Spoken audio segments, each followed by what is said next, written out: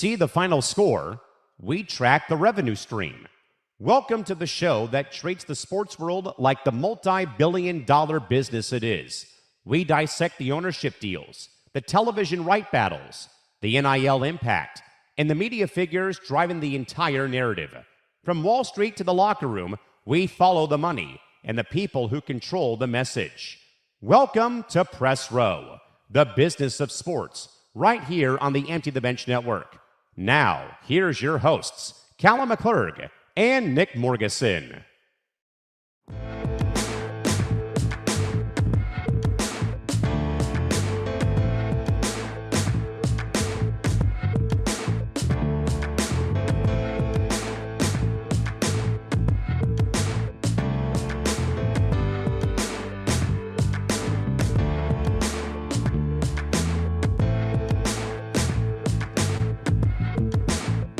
Hello again, my friends. Happy Wednesday. Welcome to the end of May, and welcome into another live edition of Press Row. That is right. Callan McClurg back with you after taking the week-long sabbatical because of being ill.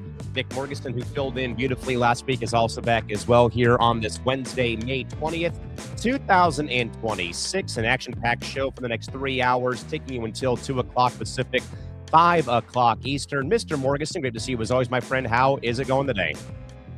Hanging in there. It is hot here in Long Island in New York. It's been 90 degrees the last couple of days.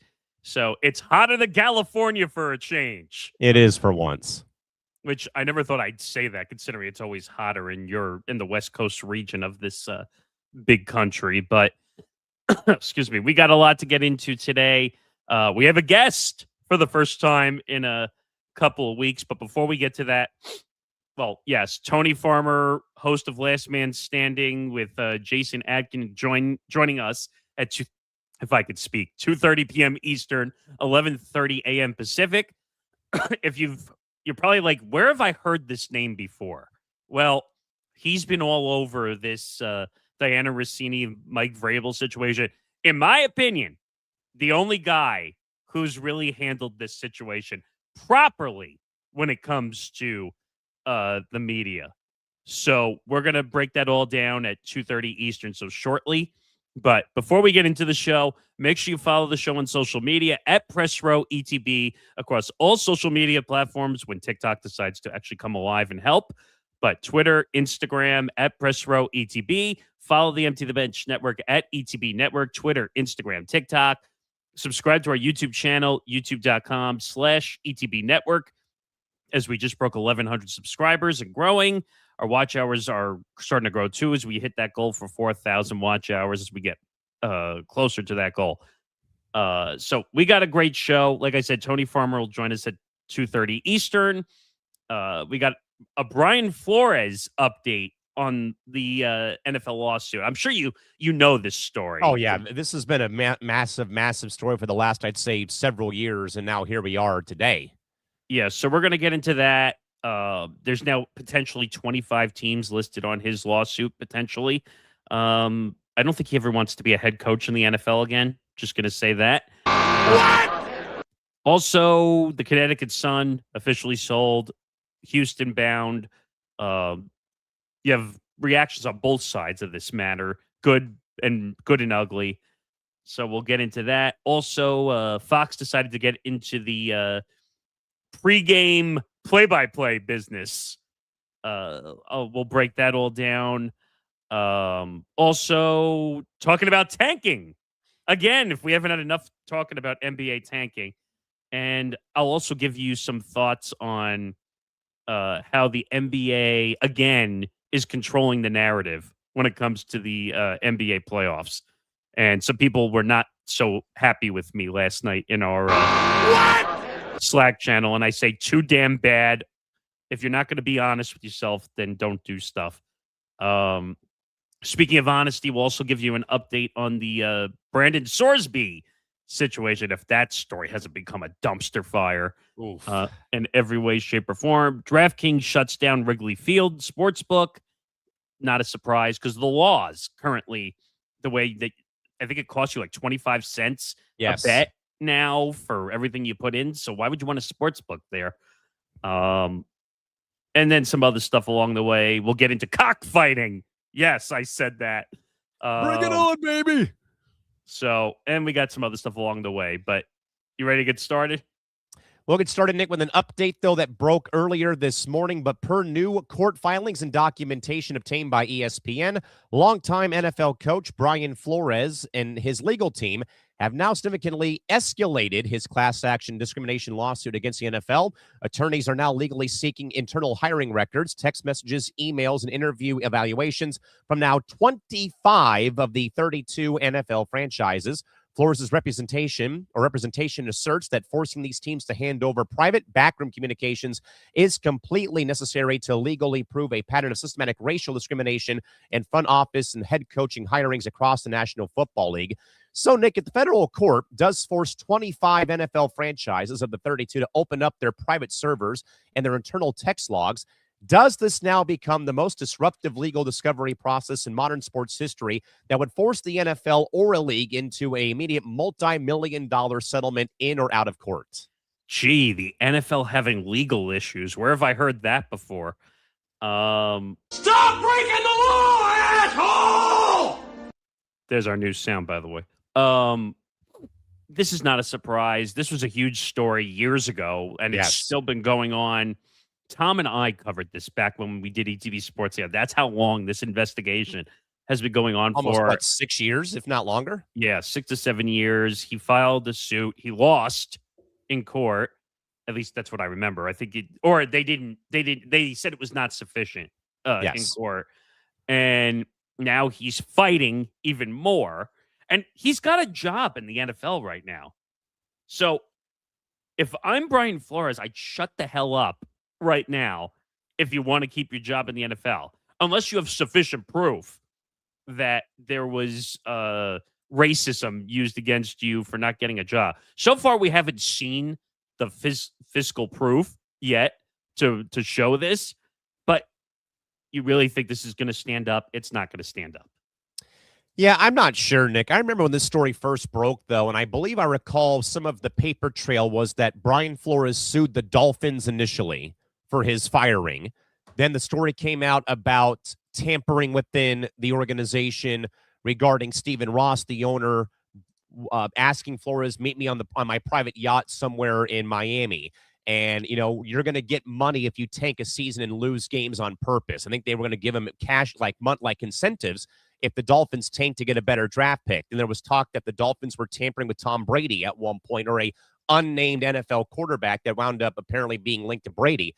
Then I believe that suit involved, I want to say, was it the Jets or Giants, and that it went from there.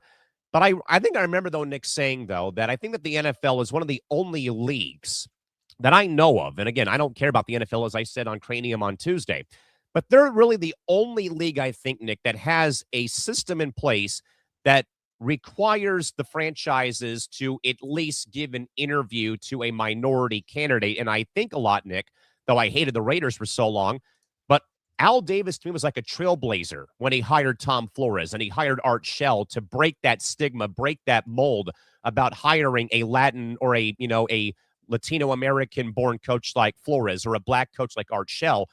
Al Davis, again, not really much of a, well known for how the Raiders had their persona back in the day of all the rejects and the guys who had legal problems, way back before it became a huge thing, but that he still would break that mold. And I, Nick, have also, this may not be fair, but why do I kind of feel like, though, Brian Flores and Eric Bieniemy have kind of been in the same boat in a way? And I say that because these are guys who've had proven coaching track records and have either been fired because of their performance, which I understand happens all the time, or, as I love to say, we judge the book by its cover because you don't actually open it up and read through the chapters about, hey, here's what this coach said, what this coach said, what these players say about them. And we're so quick to hire retread coaches in sports. And I also admire, Nick, the West Coast Conference. And I'm not doing this already to challenge an ABS caller or to pump my own horn here in my 20 years in the industry. But I'm glad that my conference with the WCC, we have the Bill Russell rule. Colleges in our conference must interview a black or minority coach for any open job that is out there. So I'm not surprised. I think that now 25 more teams have been, because I think, Nick, initially, I think the whole suit was Brian Flores versus the entire NFL before it was mainly Dolphins, Giants, Jets, or whoever else. No, it was. And that's a big problem. I, he's not going to win this one. There's just no way to prove unless you're going to open up the private messages, and that becomes dirty in itself because now you're digging into private conversations which were not meant to be consumed publicly.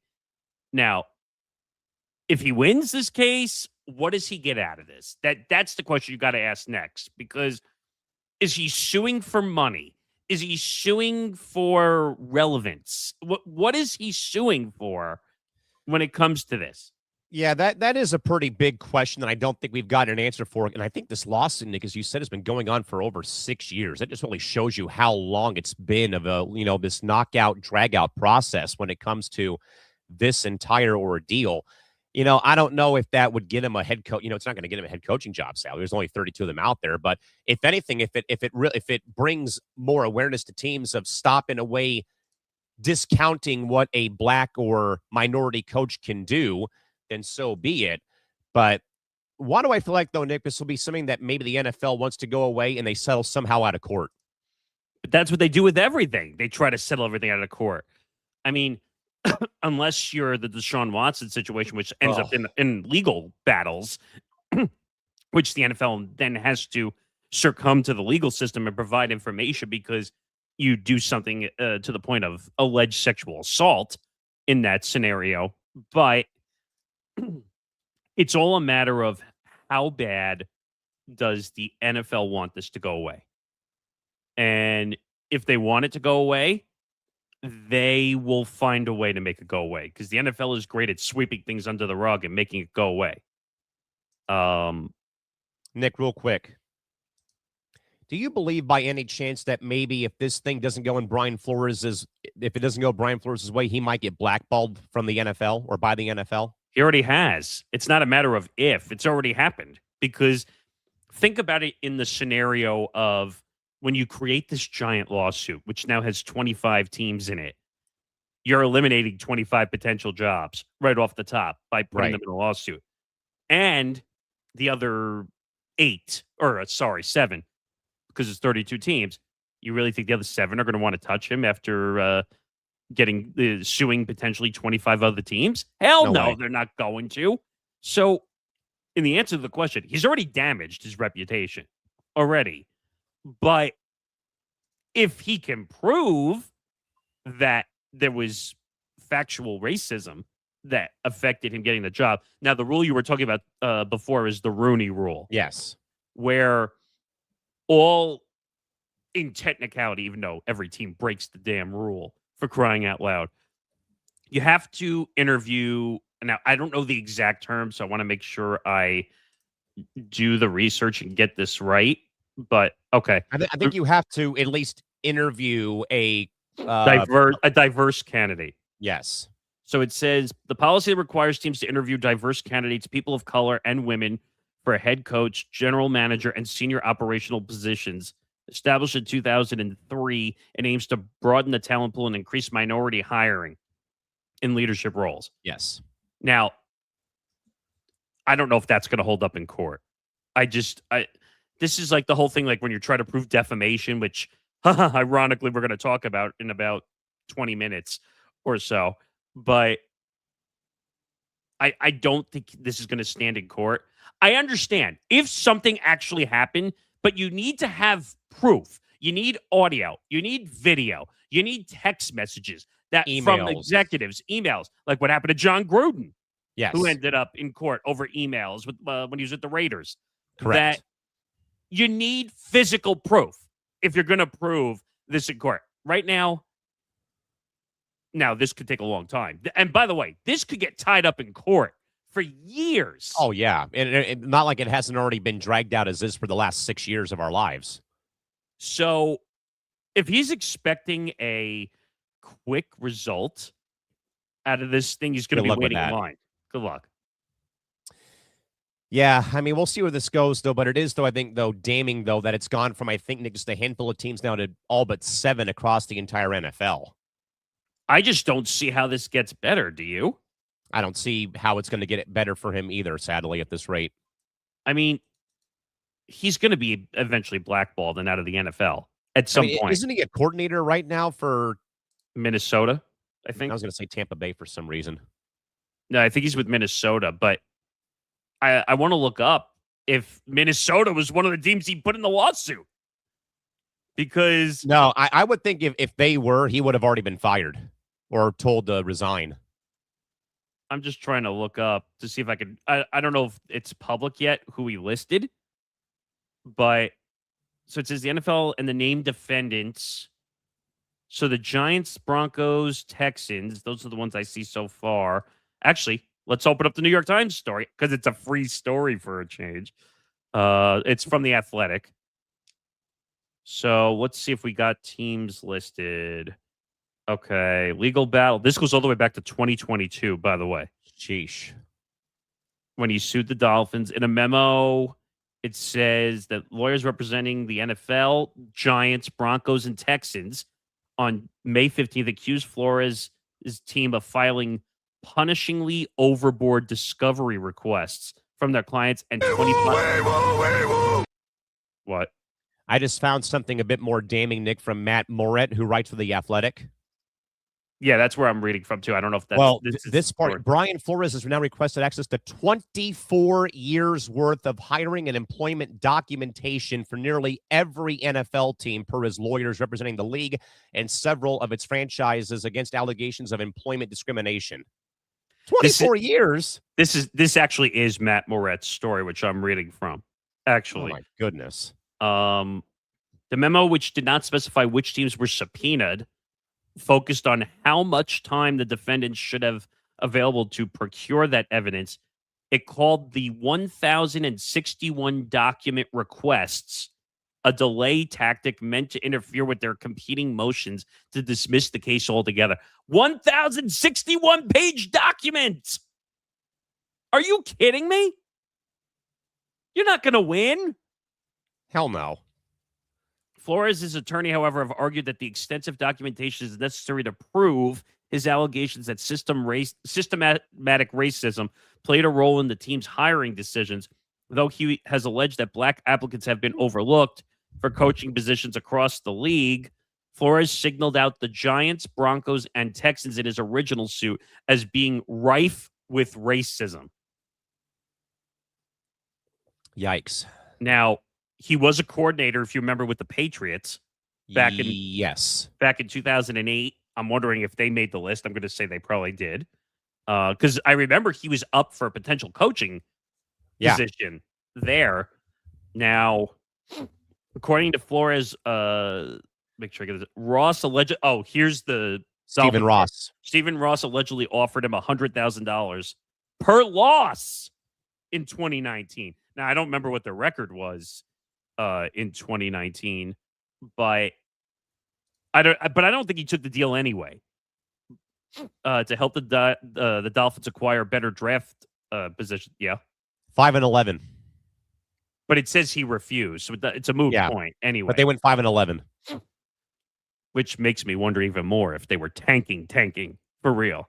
Wasn't that when they got Tua the following year? I think so. Yeah. But Flores remained as the Dolphins head coach until his firing in January 2022, after he led the franchise to back-to-back winning seasons, but missed the playoffs for the third time under him. Yeah, this is not good. This is going to get ugly.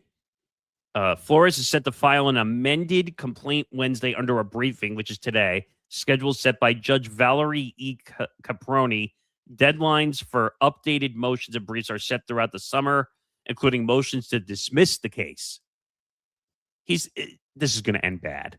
It is. The NFL, first of all, you don't take on the Shield. Hell no. I know that. You can't beat the Shield. And this is not me just because I'm an NFL fan and I like watching. No, even like I just said, even I know you can't take this league on head on and not come out without burn marks or a knife in your back. You realize the NFL is full of lawyers. Like they are ready for any battle that comes their way, whether it's the what's it called? We talked about it, the health situation for the former players, the CTE CTE scandal. lawsuits. They were ready for that. They were fully ready for that. Now, they got slapped on the wrist and had to pay money, but it's nowhere near enough for every player that dealt with all the mental trauma that came along with it. But this story is nuts. I don't see Flores coming out on the other side of this. And again, it doesn't say what he's looking for. Yeah, that's the problem. So is it, you would only be doing this for money, right? That would really be damages, contractual damages, what have you. But again, how do you figure out what the damages are? Because how do you determine worth? That's always one I enjoy and I laugh at all the time. Oh, well, I was worth $100 million and I missed out on a potential contract. Yeah, good luck with that. Yeah. You're not going to win that one. All right, Nick, we'll move away here. We got our good man, Tony Farmer, coming up at the bottom of the hour here. We'll get to a couple of quick hitting stories here. But, of course, Nick, the big story in the WNBA has been the Board of Governors across both the W and the NBA officially approving the franchise shift of the Mohegan Sun, the tribe, I should say, selling off the Connecticut Sun to the Houston, Texas, and to billionaire Tilman Fertitta, who is currently the owner of the Rockets, who will move the franchise to Houston, and they will try to take back the Comets name in 2027. The move brings back the original four-time WNBA champs back to Houston for the first time since 2008. The move also signals a massive transition for the league, shifting away from smaller, native-owned markets into a major league market to maximize commercial revenue. But Nick, while moving to a major market like Houston, underneath NBA ownership makes sense for the league's modern-day corporate growth. Does abandoning, though, a deeply passionate, loyal fan base in suburban Hartford, Connecticut, strip away part of the unique regional identity that built the league during its leanest years after the Comets folded in 2008? This was a big battle. We were talking about this story for months, where should they stay in Connecticut? There was a following in Connecticut. And then all of a sudden, the WNBA, Kathy Engelbert, decided to say, oh, well, we can't survive in Connecticut. Well, let's go back to Houston because we won, or we went to 4 straight WNBA finals there. I don't know. Did they win one? I don't even remember. They won 4 in a row when the league started. Okay. And you know what? I'm not the biggest fan of Fertitta either. I kind of don't like the way he runs business. I know he was involved. I think he was involved with the UFC at the beginning also. I feel like he was, yeah. But you know what?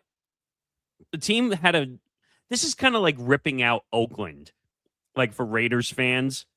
I don't know if it's the same exact thing because Oakland was around for a long time when it came to the Raiders, but it feels that way for Connecticut Sun fans. Now, the one argument I could make is that you were playing in a small arena inside a casino.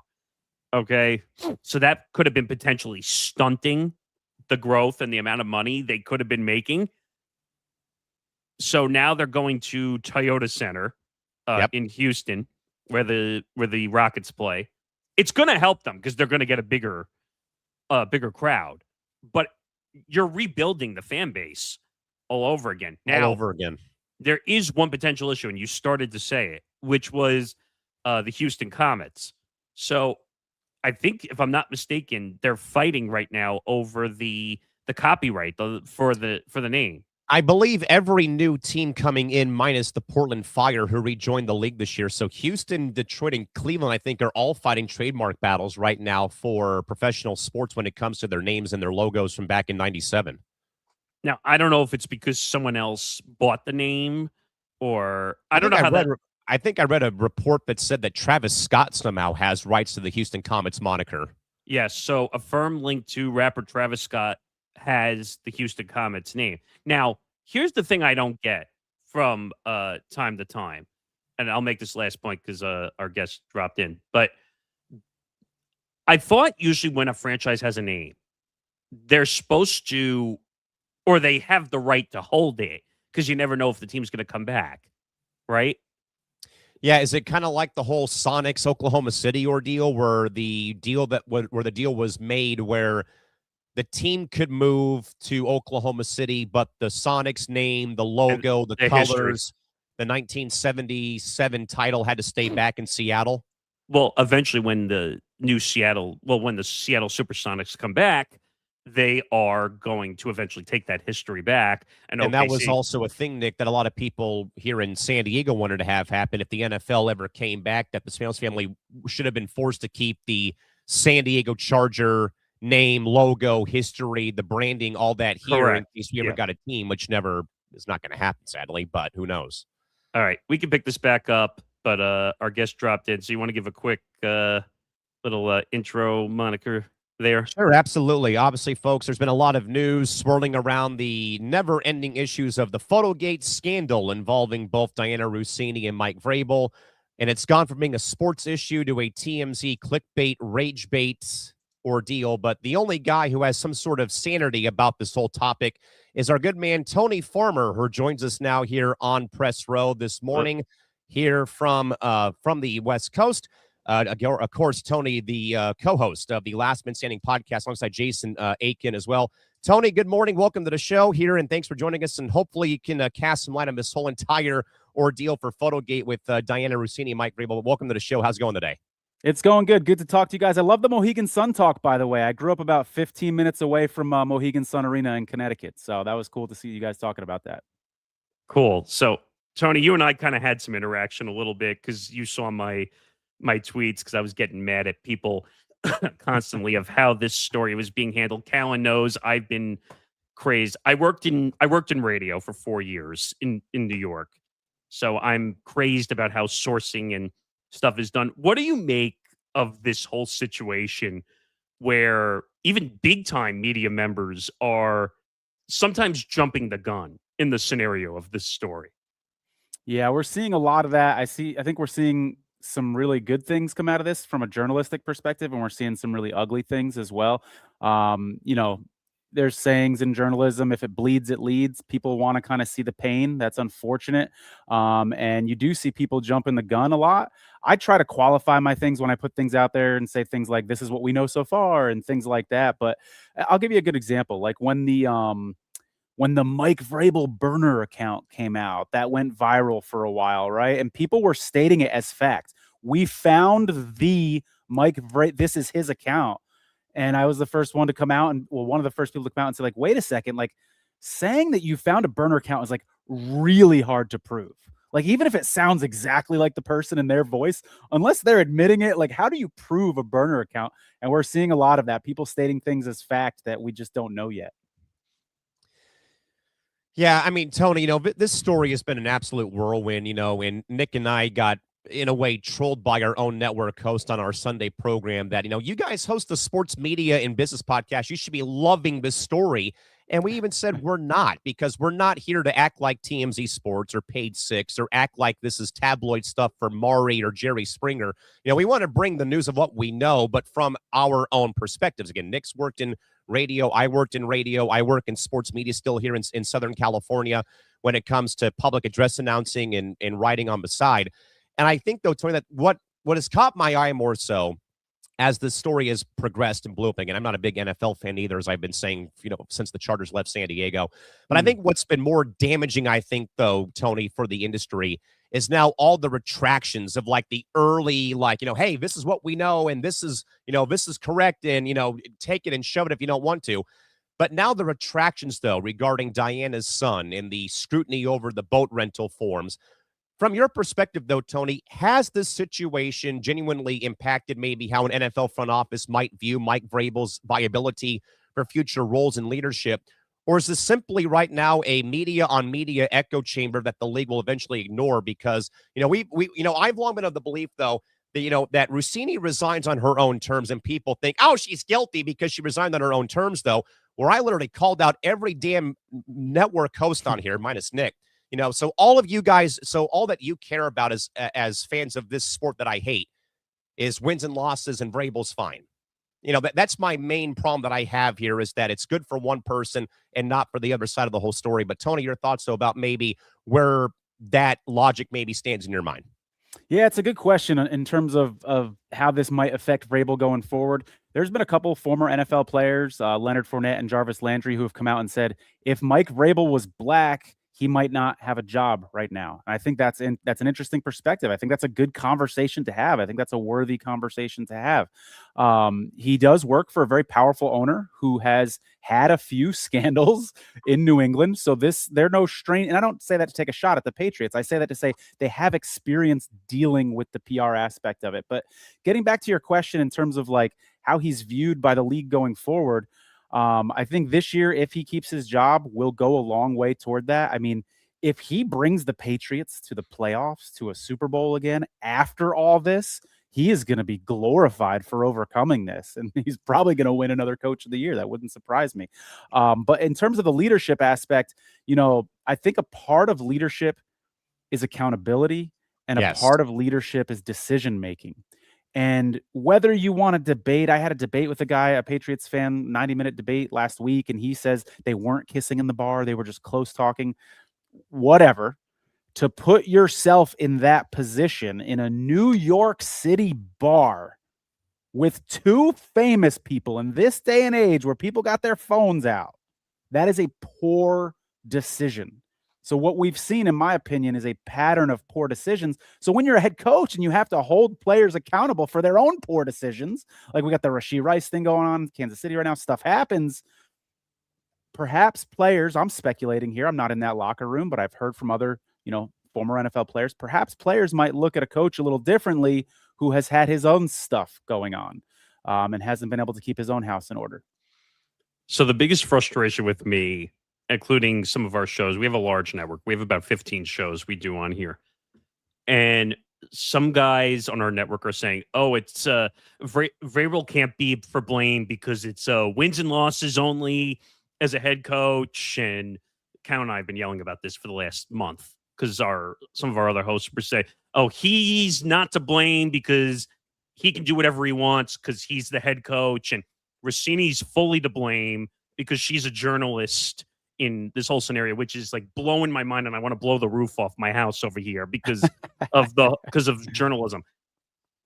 Do you see it from the standpoint that both of them have to be held accountable in this scenario and not just Russini because she's the journalist?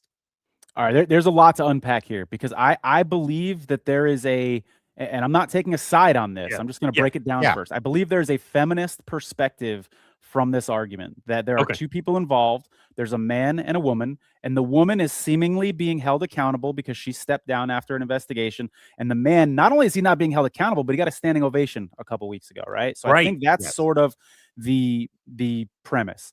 Where I disagree a little bit with that premise, now that we've explained it, is that she did have very specific journalistic standards that any journalist, and I'm a former journalist myself, knows you can't get that close to a source. And if you do, you should expect to lose your job, okay?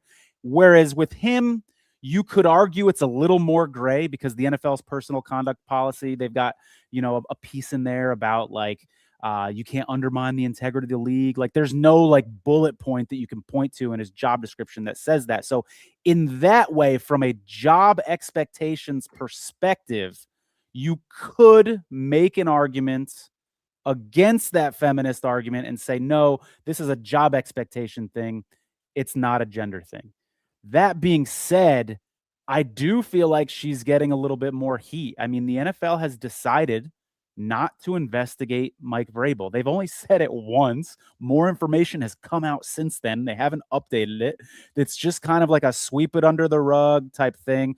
I've been talking on my channel about concerns about tampering. If you want me to walk through some of those, I can with you. Please do. There's the Coach of the Year tampering or Coach of the Year concern where he is the reigning Coach of the Year. She's a Coach of the Year voter. That's an obvious conflict of interest right there. She's one of 50 AP voters. And so I do feel like she is getting perhaps a disproportionate amount of heat in this situation compared to Mike Vrabel. It's just unbelievable. I just don't understand. Like everyone say, oh, it's clearly her fault. It's one-sided. And that's what I see in the media. And that's what I've been arguing with people. I don't know if you know who this is, but I got into a fight with Zach Gelb on social media because he kept saying, oh, well, it's all her fault. It's all to blame. He did nothing. I don't understand. And page 6, which is another one that's just jumping. And I don't know if you saw this too. TMZ at the beginning said, we don't even want to touch this story. Right. And I found that kind of funny. Callan and I laughed about that because way back when, and I think TMZ has changed a lot since the days of we're just the paparazzi. But do you find it interesting that page 6 was willing to go further in that scenario than TMZ actually was? Yeah, and let's think about what was TMZ, because people have speculated, oh, it's because TMZ didn't think it was much of a story. No, that's not what they said. Their reason was because they didn't want to police the bedroom. That was their reason that they gave. And so does that sound like the TMZ that you guys know? Like, I haven't seen TMZ have those sort of standards in the past. And notice now that TMZ is releasing more information about this. They're like neck and neck with page 6 at this point. So a decision was made. We don't want to police the bedroom, and suddenly now they are interested in this story. So I wonder what's changed. But going back to page 6, I don't know if you guys are aware of this or not, but they had the accident story that came out around April 16th that Dianna Russini, this is their headline, was involved in a daring rescue of an elderly man and his dog, and kind of painted this picture that she was a hero. They had a source that said she was lifted up. A tall man lifted her up on top of the Jeep. And I requested the body cam footage from that. And it in no way reflected whatsoever anything that they mentioned in that story from that witness's perspective. So I called page 6. I got Oliver, the writer, on the phone. He wouldn't talk to me on the record. But you'd think, right, if you were a journalist, you guys are, someone calls you up and says, hey, very respectfully and professionally, hey, I think you might have got this wrong. Can I like share my notes with you? Like, you'd think you'd want to like work with them, right? Instead of like a defensiveness. Yeah. And what happened was, after basically sharing, I'm printing a story tomorrow morning that contradicts your story, and I have information that very much contradicts your story. I think you guys are going to kind of look bad when I print this tomorrow. Less than 4 hours after expressing that, the story changed. He printed a new story with a new headline that said, bizarre twist in the Dianna Russini scandal. We've got a new eyewitness seat, right? So just totally irresponsible journalism. And I've got all the receipts to prove this, by the way, when the timeline of that communication, et cetera. Just completely irresponsible journalism. And it's really sad because when that first story came out with what I believe was a false witness based on my own research, Yahoo ran with that, AOL ran with that, Fox News ran with that. So that one fake, in my opinion, source caused this whole ripple effect and all these dozens of news agencies to repeat and parrot what I believe was a BS story. Tony, where do you think we go from here when it comes for Dianna Russini's future? We've heard rumblings that she might become like an independent journalist and do her own thing. We've heard the ties to Stu Gatz and the Le Batard show on Barstool.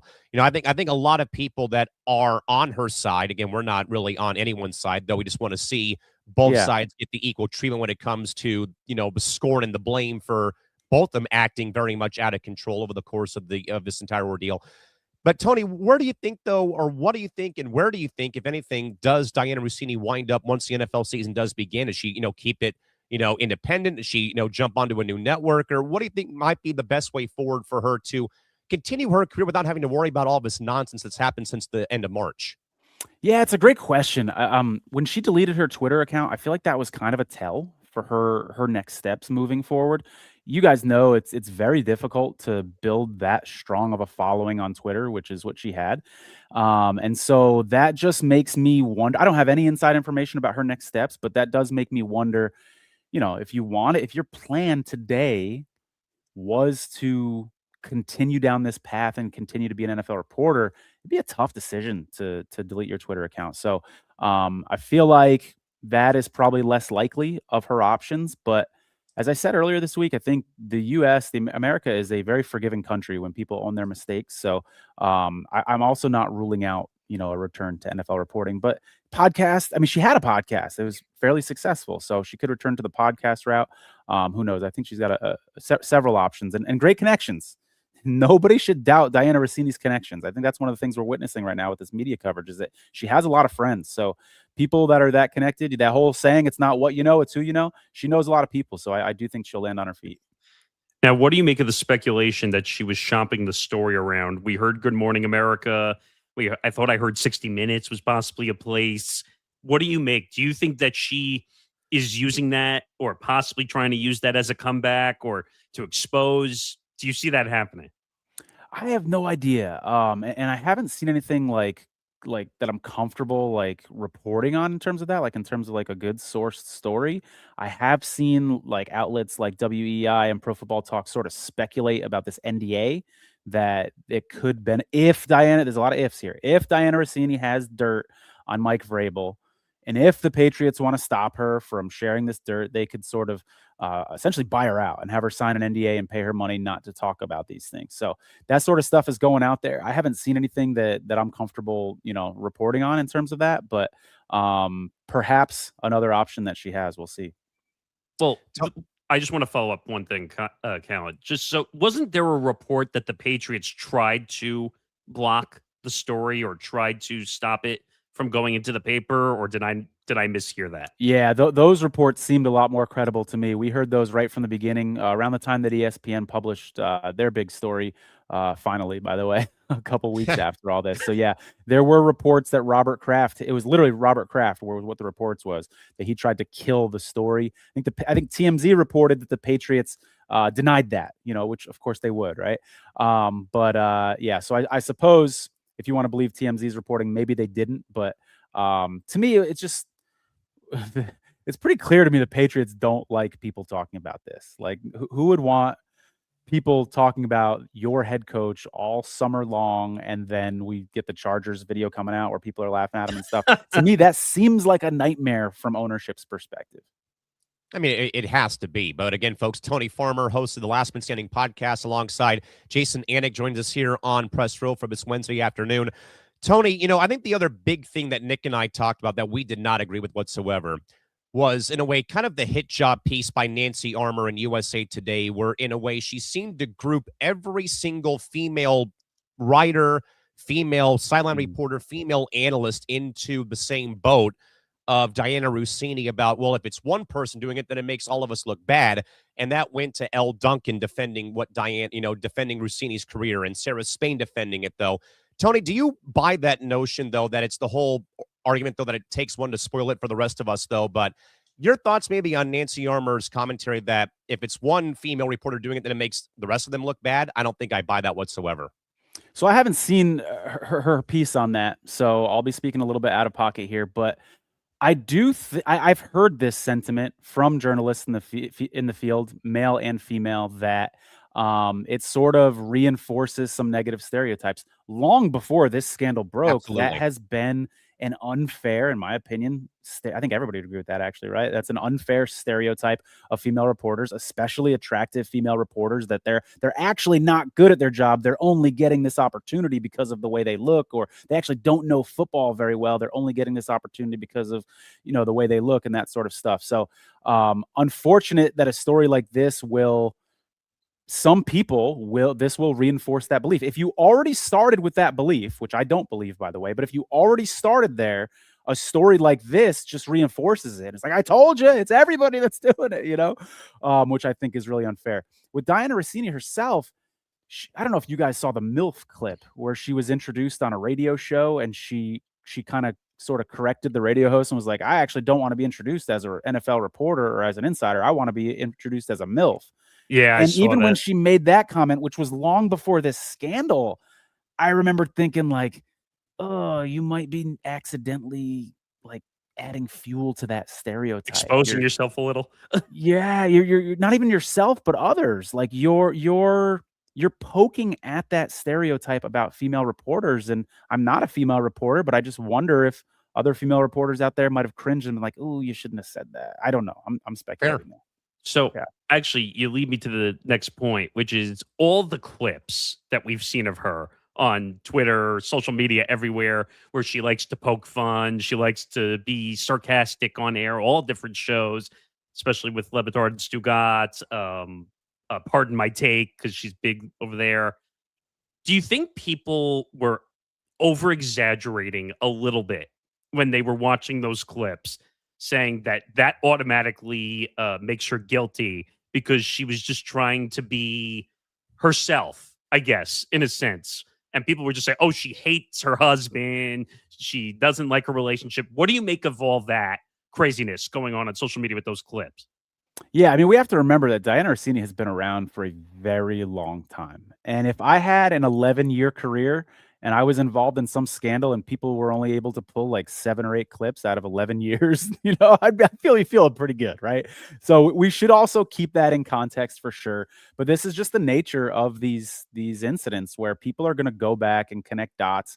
Myself included. I've been involved in this myself. People are going to go back and make assumptions and things like that. And that's part of the game. And that's, I think every person in the limelight, whether it's a celebrity or a reporter, et cetera, should be aware of that and should be conscious that the things that they say moving forward. With Dianna, there were clips.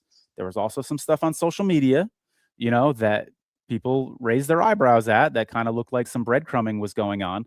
And I don't think she did herself any favors there. But I think I would agree with your assessment that though some of those things may have been stretches and some of those things may have kind of been taken too far for sure. Again, folks, Tony Farmer, host of the Last Man Standing podcast, alongside Jason Anik, joins us here on Press Row, trying to shed some more light on the ongoing issues plaguing the Mike Vrabel, Dianna Russini story that, of course, we've been following in spurts here on Press Row, across ETB, what have you, over the last several weeks, trying to get some more news to come out of this whole thing. I will say, though, Tony, I think what's been a bit more alarming, just from my perspective, and I think even from Nick's perspective a little bit, is how in recent weeks, though, that it seems like TMZ has kind of been back on their bullshit. And I say that about being back like the paparazzi era of TMZ, where now, Russini is spotted at a restaurant with friends before they go to a concert and stuff. And, maybe the speculation that her two friends intentionally move out of the way so the person behind them can get a picture of her sitting at the table. And they dug up, the boat rental, and Russini saying, "No, my kid's not named after Vrabel." Tony, have we reached the point, though, maybe now where people are just so desperate for the story to continue going that they're just now grabbing at anything that they can from the past 6 years of this whole thing? Yeah, I think there could be some truth to that. The leaning to the side thing in the restaurant, that was first suggested by the folks at 98.5, Zolak and Bertrand. I think when you couple that with what I brought up about the weirdness with the car accident and this strange eyewitness who was supposedly there, it makes theories like that a little bit more realistic. You guys may or may not be aware, I didn't even retweet or share that restaurant footage because it was pretty benign. It was a person sitting in a restaurant, and whether it was staged or not, I'm open to either conclusion, by the way. Whether it was staged or not, it didn't really add a whole lot to the story for me. I will say this, though. I don't think this story completely ends until we hear from The Athletic, because she resigned from The Athletic. Seemingly, I don't know about you guys, but that resignation letter, to me, it seemed like there may have been a little tension between her and The Athletic when she left. And The Athletic right now is doing an investigation. So you said something to the effect of, could we be toward the end of this story? People are grasping at straws. I'm paraphrasing. Sorry.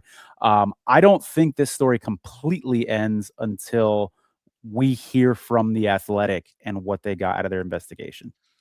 Agreed.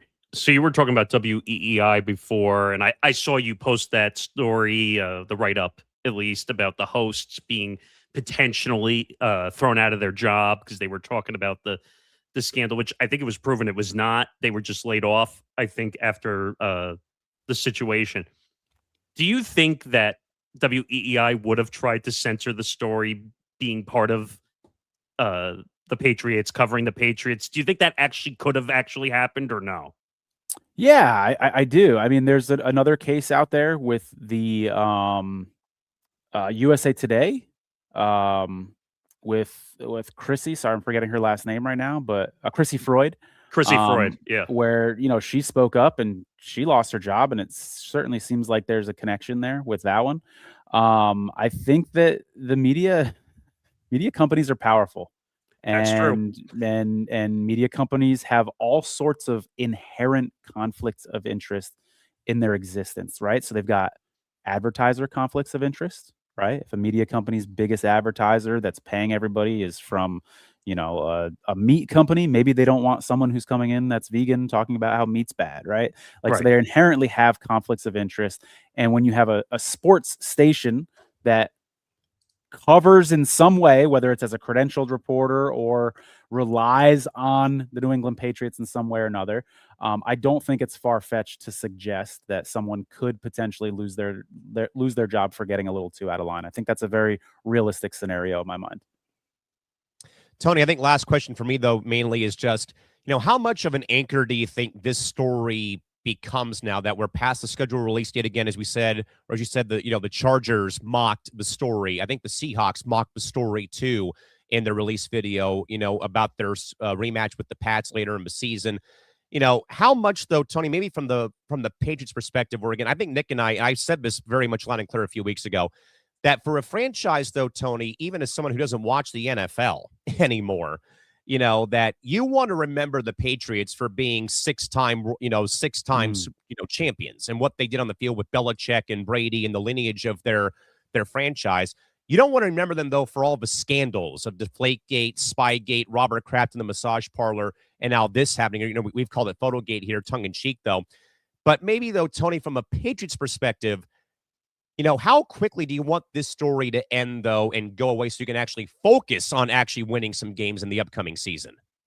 Yeah, I think they want it to go away as quickly as possible. There was people on Twitter saying that this story was going to go away at the NFL draft, that the NFL draft coverage and fallout from that, and people talking about the excitement of, the new players in their team was going to drown this out. And they said the NFL schedule was going to drown it out, and it hasn't.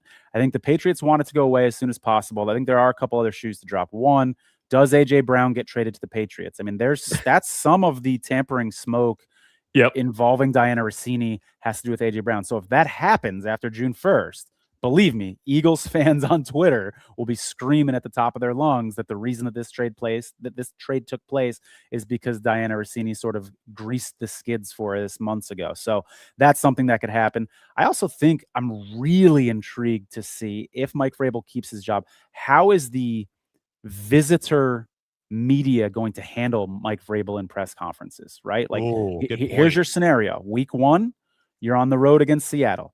They just lost to Seattle in the Super Bowl, so it's not a stretch to say they could lose this game as well. So now you're in the post-game press conference. All it takes is one reporter with Mike Vrabel in a bad mood to say, Coach, you guys lost, 20-3. You weren't able to get in the red zone today. Do you think the off-the-field distractions could have impacted the way that your team played today? And all of a sudden, this story is back in the news. And don't forget, there's away reporters at home games for the New England Patriots as well, but it's a bigger contingency when you're on the road, and 3 of their first 4 games are on the road. So it could be a situation where this story dies down a little bit, and then we see some spikes and we see some blips when questions like that get asked. And don't forget, there are a lot of questions that still have not been asked. We don't know who paid for the $2,000 a night resort in Sedona. That's important because if Russini paid for it, she would have been paying her sources. If Vrabel paid for it, he would have been paying a Coach of the Year voter. Both of those aren't okay. We need to know who paid for that resort. Does Mike Vrabel have a clause in his contract? Remember, coaches' contracts aren't public like players are. Does Mike Vrabel have a clause in his contract that pays him more money for winning Coach of the Year? These are all relevant, fair journalistic questions that I think should be asked. And maybe some brave random reporter asks in week 4, and this story kind of spikes again. We'll see. I mean, I don't think they're going to talk because the Patriots just don't talk anything. I mean, just from my point of view. But last question I'll ask, and you started to briefly talk about it, the scheduling for week 1. Do you think it was interesting by the NFL putting the Patriots on opening night on that Wednesday, knowing all the attention is swirling around Vrabel? Do you think they were doing that purposely, or do you think that they just said, oh, it's the Patriots, it's a Super Bowl matchup? Now, we haven't seen a Super Bowl matchup, I think, since 2018 is the last time we've seen a Super Bowl matchup. So do you find it a little odd that they put Vrabel there, knowing all the attention and media is swirling in? Yeah, to be honest, I was a little surprised by it. I thought that they were going to try to protect Vrabel and give the Patriots like 2 or 3 home games against, bad teams so that he could kind of get a little bit of a head start going before he does face the Jets media. I did see that the New York Jets away game is like second to last week or third to last week of the season. So in that sense, perhaps they were looking out for him there. But perhaps this is a situation where even though the NFL doesn't like this story, they like ratings more than they don't like this story. And so maybe they are going to kind of run with this intrigue, and a few more people will be tuning in because, as you guys, I think, said earlier, this has become more than a sports story now at this point. And people that aren't even sports fans are curious. So like the Taylor Swift effect, you bring in people that originally were not NFL fans who are now otherwise or weren't otherwise NFL fans who are going to now watch this game, perhaps, maybe. It's crazy. I mean, the way this story has gone, and like Callan has said, we covered it a lot in the beginning because it was a huge story. It was and people said, "Oh, it's not a sport." That was another one I heard on. I heard it on Boston stations. It's not a sports story. It is a sports story. There's NFL personnel involved in this story. That one drove me crazy. Oh, you guys are disgusting. You guys shouldn't cover it. What are we supposed to do? This is what we do as media and journalists and radio people. We're looking for an answer. We investigate until we get an answer. I don't know if you guys saw this, but 3 days after this story dropped on April 10th, I tweeted and I called my shot, and I essentially said, this is what I think is going to happen. The media is going to try to pigeonhole this story into a bedroom issue, into a salacious scandal, because they don't want to talk about the tampering allegations, the coach of the year angle, the journalistic integrities, all that sort of stuff. And so that's exactly what I think we've seen, because if someone can convince you this is a bedroom issue, then it can be easily dismissed and swept under the rug because you're being nosy. This is a personal issue. You're harming these families. This isn't your business, all that stuff. And so I think that's what happened is people want to pigeonhole this into those sort of issues. You're creepy for looking into this issue that has, nothing to do with you. And so instead of talking about the larger NFL issues, listen, prediction markets have said Mike Vrabel has a 20 to 35% chance at different times of losing his job. That alone tells you this is a football story. A coach potentially losing his job isn't a football story. A coach missing day 3 of the draft isn't a football story. I believe this has always been a football story from day one. There's just a lot of people out there that want to try to convince us it's not a football story. Yeah, I could not agree more. It's been a sports story since the first, bombshell got dropped on the front porch, and it's been that way since, even though we've kind of reverted back to old school TMZ tabloid, ordeals back in the day. But again, Tony Farmer, thank you again for the time, my man. Where can people find the podcast, and more importantly, even find you on the radio sometimes?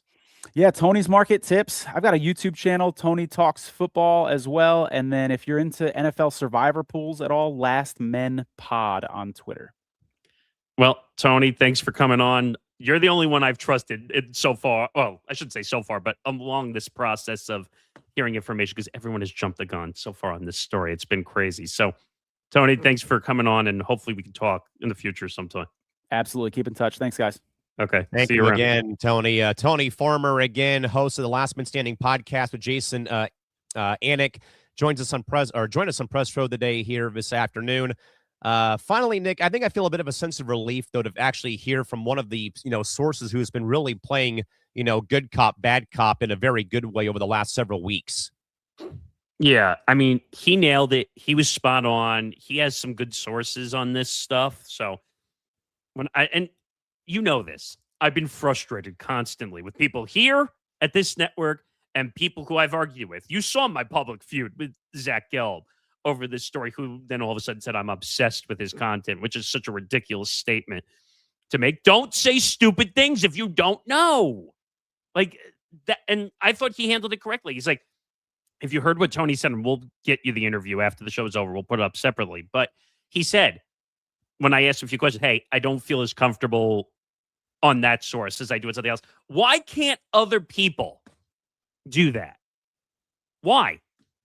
I don't understand why people can't do that, because if you did the sourcing properly, you would understand, okay, maybe this is real, maybe this is not real, this might be real, I believe this, I talked to these people. Like he said, he requested, what was the information he requested? It was the car crash one that he requested, I think, yeah. Which I wish more people did that for that story. Because it ended up, I think, being proven that it wasn't true. Yeah. That she saved the person, which, by the way, makes her look like a jerk.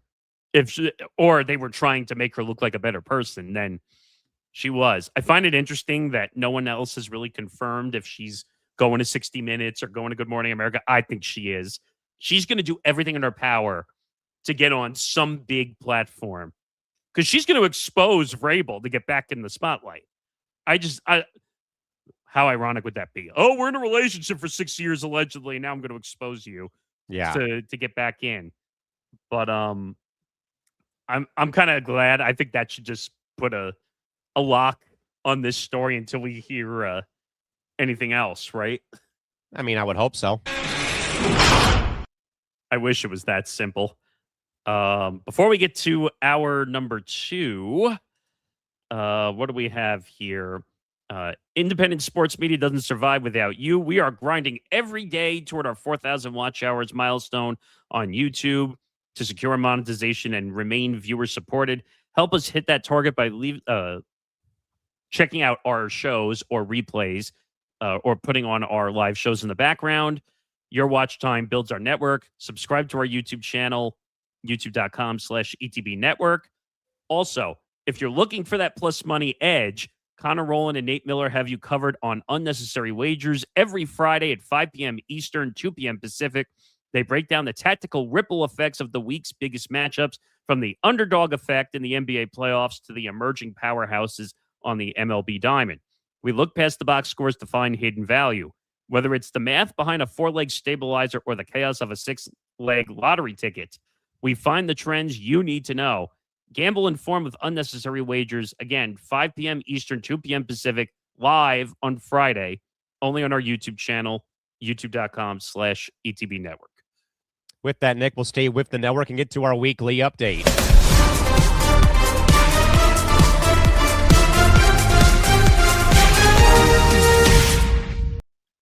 Finally got to the debut of the Cranium last night. About damn time. It's about damn time you open up that cranium and get into it.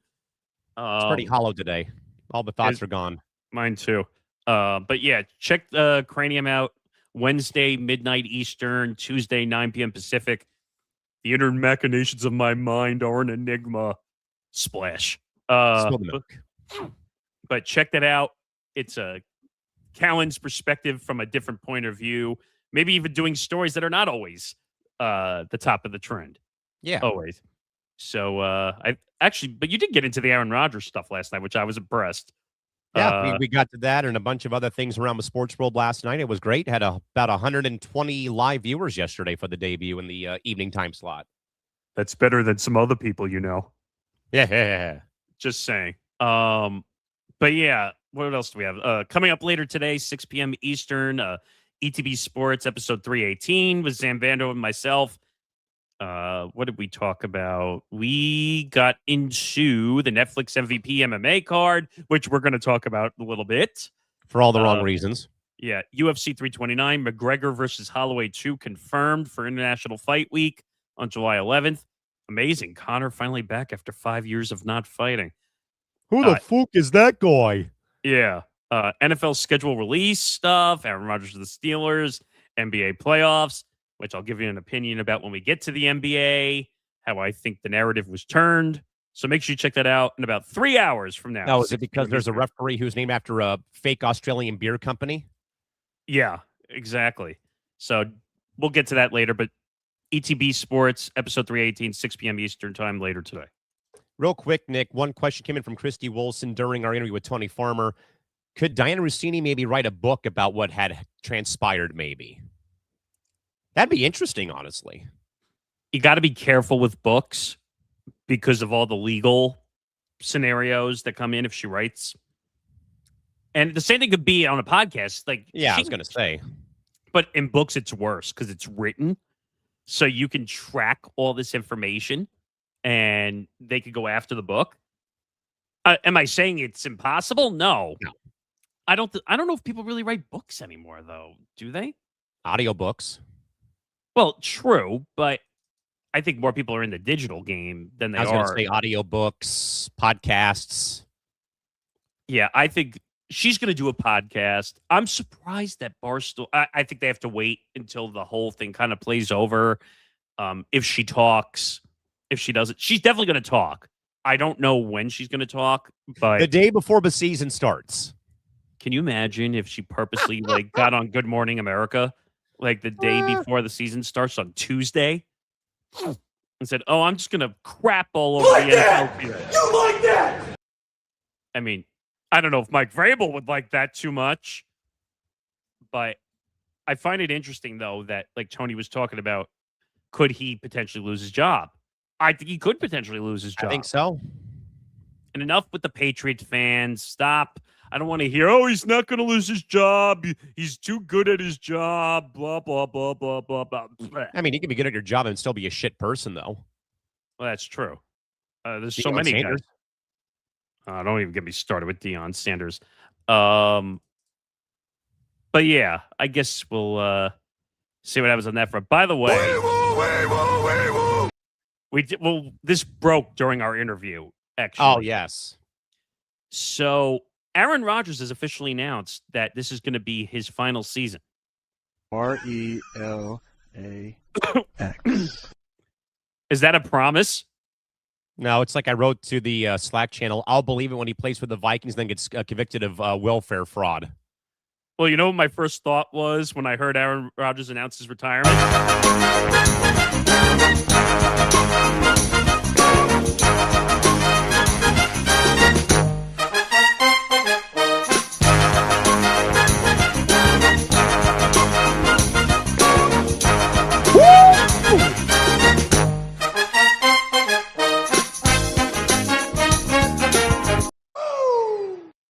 Oh, man, you don't know how excited I am if that news is potentially I true. still own you, Chicago. Well, he does own Chicago.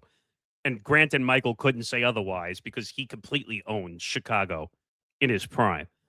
But I'll believe it when he plays for the Vikings and then retires and gets convicted of welfare fraud like his boy Brett Favre. well, technically, Favre played for the Packers, the Vikings, and the Jets. That's what I'm saying.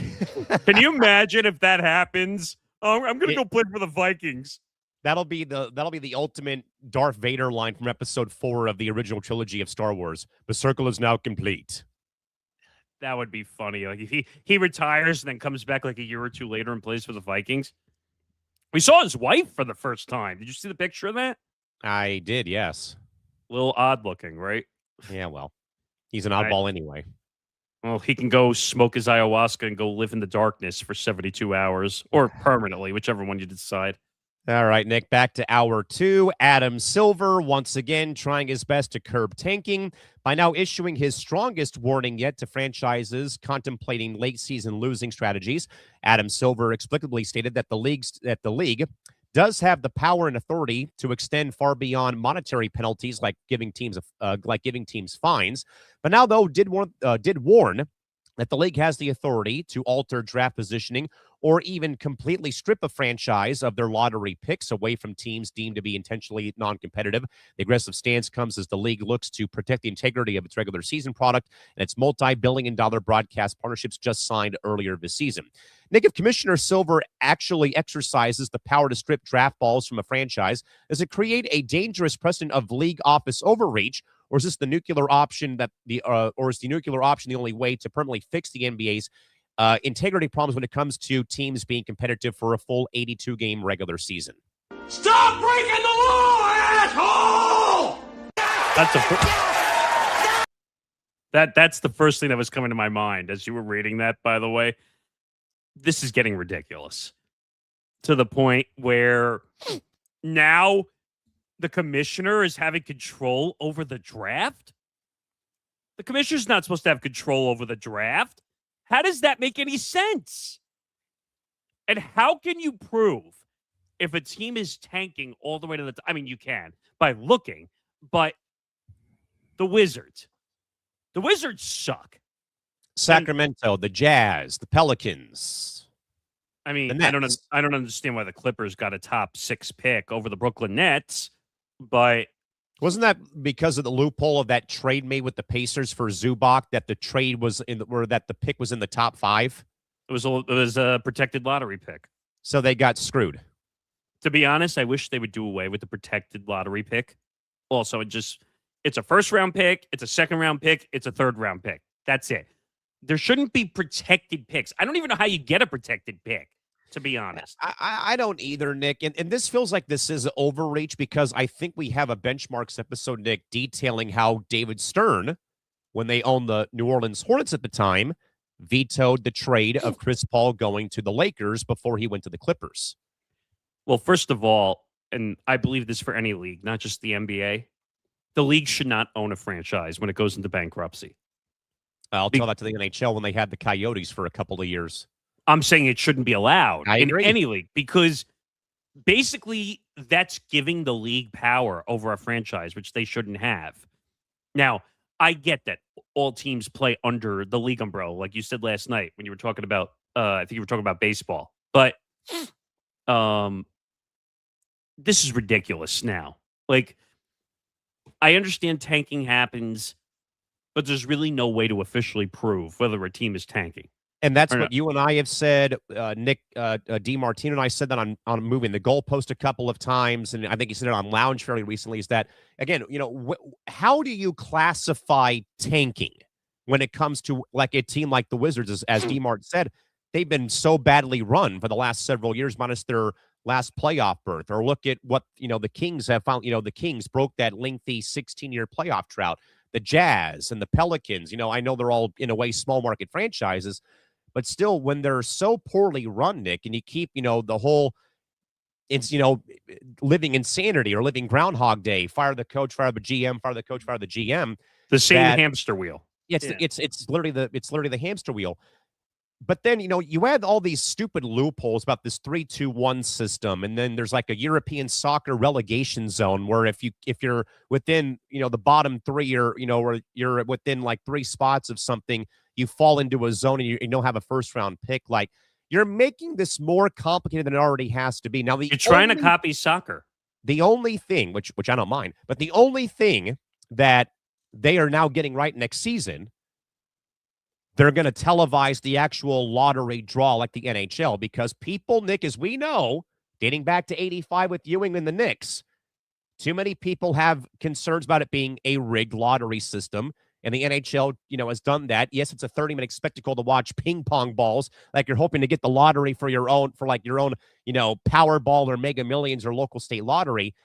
That might be the only thing they get right here, but they're making the lottery and the draft way too damn complicated, though. And then all these other rules about player participation, and you can't sit out national TV games when every game now is on national TV 7 days a week. Adam Silver is reaching for straws here way worse than people are with Russini and Vrabel. Kiss my ass. I mean, I have the rules up here again for the 3-2-1 system because we talked about this, I think, over a month ago.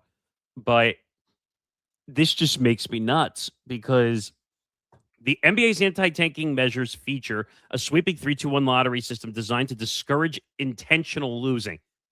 First of all, how do you determine what's intentional losing and what's just losing because you're a bad team? Yeah.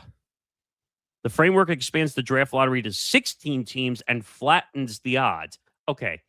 Can we go back to something I said originally, which was if you just make it, I think the NHL does this, right? Where it's just based on who's the worst and who's the best. Every team that didn't make the playoffs gets a shot to win the lottery. And if a team that is in the playoffs, so that's teams 16 through 32, right? If they win the lottery, they do a full-fledged redraw of the lottery balls. So you're talking about from a reverse standpoint, 16 to 32, meaning that those are the teams that made it. So I don't know. It should be the same way. Even if you make the play-in, you should not be lottery eligible. I agree. At all. Because think about it. The Dallas Mavericks, they were the number 1 seed. Do you remember the percentage chance they had of winning the number 1 overall pick? Was it like 0.5 or something like that? It was like under 1%, if I remember correctly. That can't happen. Can't happen. You're screwing other teams that are going through dark rebuilds that need that number 1 overall pick. You're telling me Cooper Flagg couldn't work on one of these other teams that really needed even though the Wizards destroy every top pick they get. But still, though, we don't think he could have done something good though for the Wizards or Brooklyn or even the Pacers or Sacramento or Utah or the Pelicans. I would have killed for Cooper Flagg in Brooklyn. Trust me. Our team has been a dumpster fire. But look at the Pacers. Now, the Pacers are a little bit of a different scenario. Halliburton gets hurt. They lose Miles Turner to Milwaukee, but they're still a bad team because they they didn't have the pieces to compete. I don't know if they're using that as a specific example, but listen to this. So instead of the traditional flat odds for the worst teams, the allocation rewards competitiveness and penalties. The penalizes the bottom of the standings. Do you realize how ass backwards that is? Yeah, why penalize the teams who need to land a franchise-altering superstar? If anything, start penalizing the teams who make the damn playoffs. They're claiming that because teams are tanking themselves, that they don't deserve to get a top pick. But maybe they're not good enough to compete. Look at the Wizards. I keep bringing up the Wizards, and I don't mean to pick on the Wizards, but when's the last time the Wizards were a good team? Yeah, it's been since what they had Paul Pierce like in 2015. Well, John Wall. Go back to John Wall, even though that wasn't perfect by any means, but that's the last time they really had a legitimate superstar. But the Wizards are a shit team, and they can't compete. Are they? And the other rule, I think you can only be in the top 3 picks 2 years in a row, and in the top 5 3 years in a row.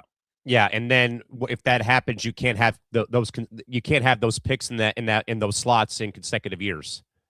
Like, who the hell are you, Adam Silver, to determine whether a team deserves a pick or not? How does that make sense? And just looking through this, so the bottom 3 teams, the relegation zone, which we were talking about, each receives 2 lottery balls, equating to a 5.4% chance at the number 1 overall pick. The bottom gets 5.4%? That's not right.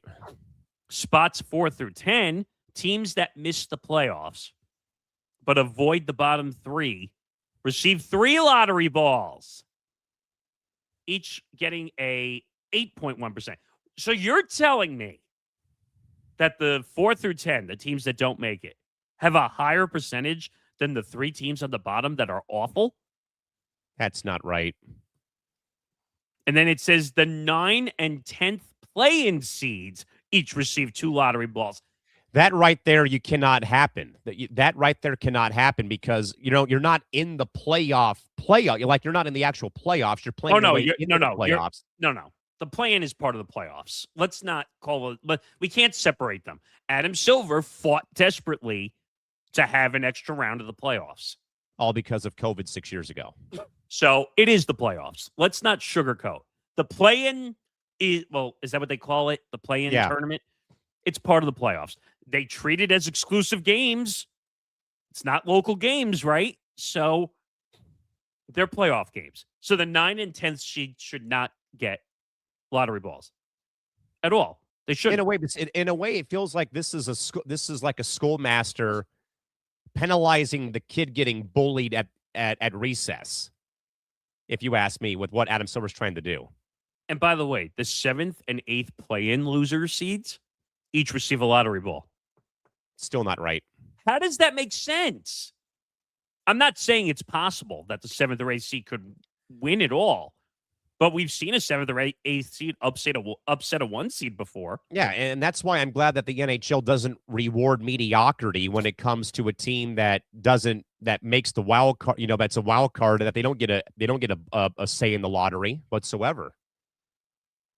This is crazy though. So with it being expanded to 16 picks, meaning a team with the worst record can theoretically fall as far as the 12th pick, which right there is asinine.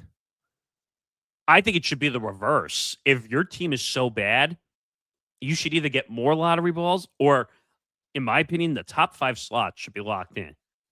The top 5 should be locked in, and I think that the odds to get the number 1 pick need to go up. 25% chance, 30% chance, something to where you don't have this happen. It used to be that the teams that had the worst records, as you go down, you get less lottery balls. You start with the most, and it goes down. I don't know what was wrong with that system. That system was fine. Yeah, I agree. The way it was working. Now, here's the other thing I was starting to say. To stop franchises from perpetually hoarding top talent, an additional restriction. What is hoarding top talent? Are you kidding me? I mean, if you want to talk about that, look at the Thunder with all those first-round picks they have. And by the way, did you see the report that they want to trade into the top 10 for this coming draft? I mean, if they do that, Sam Presti's the damn genius. But why is that not an issue compared to the tanking stuff? Yeah, exactly. Because you won a title last year. You might be winning one again this year. Well, depending on how the series go, they already lost game one to San Antonio. Keyword is maybe. Right. But all intents and purposes, let's say they win back-to-back titles. If you're going to stop teams from tanking, there needs to be rules on the other end that if a team wins a title, then you need to say they can't trade into the lottery. And I think that actually happened before we move on here real quick to college football. I recall this happening in a documentary that was done about the Lakers in the Showtime era. Yeah. That there was a trade the Lakers made the year beforehand, I think with either Cleveland or the New Orleans Jazz. That goes a long way back when they were in New Orleans. NOLA. They traded Gail Goodrich to New Orleans. The Jazz pick wound up being the number 1 pick after the Lakers won a championship. And the Lakers used that pick to get James Worthy.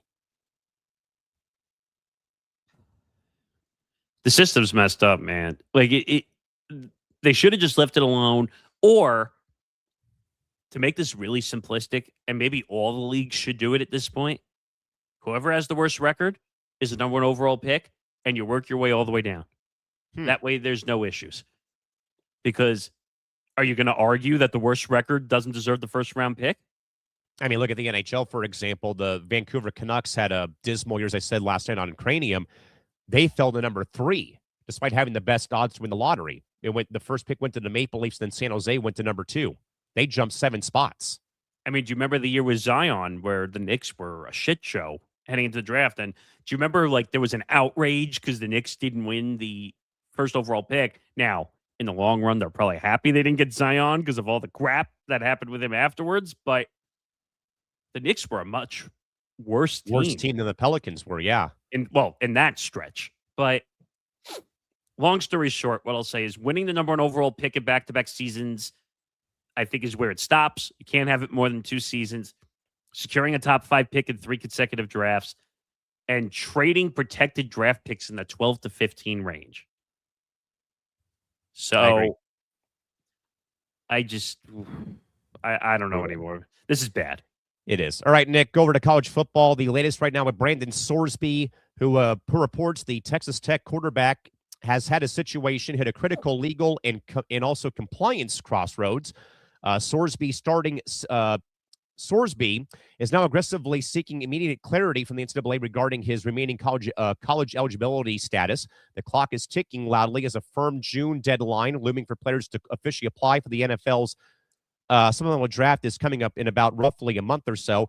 If NCAA drags its feet, forces his hand, he may be compelled to jump to the professional ranks early without a true assessment of his college future in wake of new reports of him gambling on his team in Indiana while as the backup quarterback 4 years ago. So, Nick, does the NCAA's historical lack of urgency on eligibility rulings inherently damage student athletes by forcing them into life-altering professional draft declarations before they are structurally or physically ready, or mainly because of where Sorsby's at right now, as he said about the mental, about mental health, as he said, though, or where we're at right now with this whole story?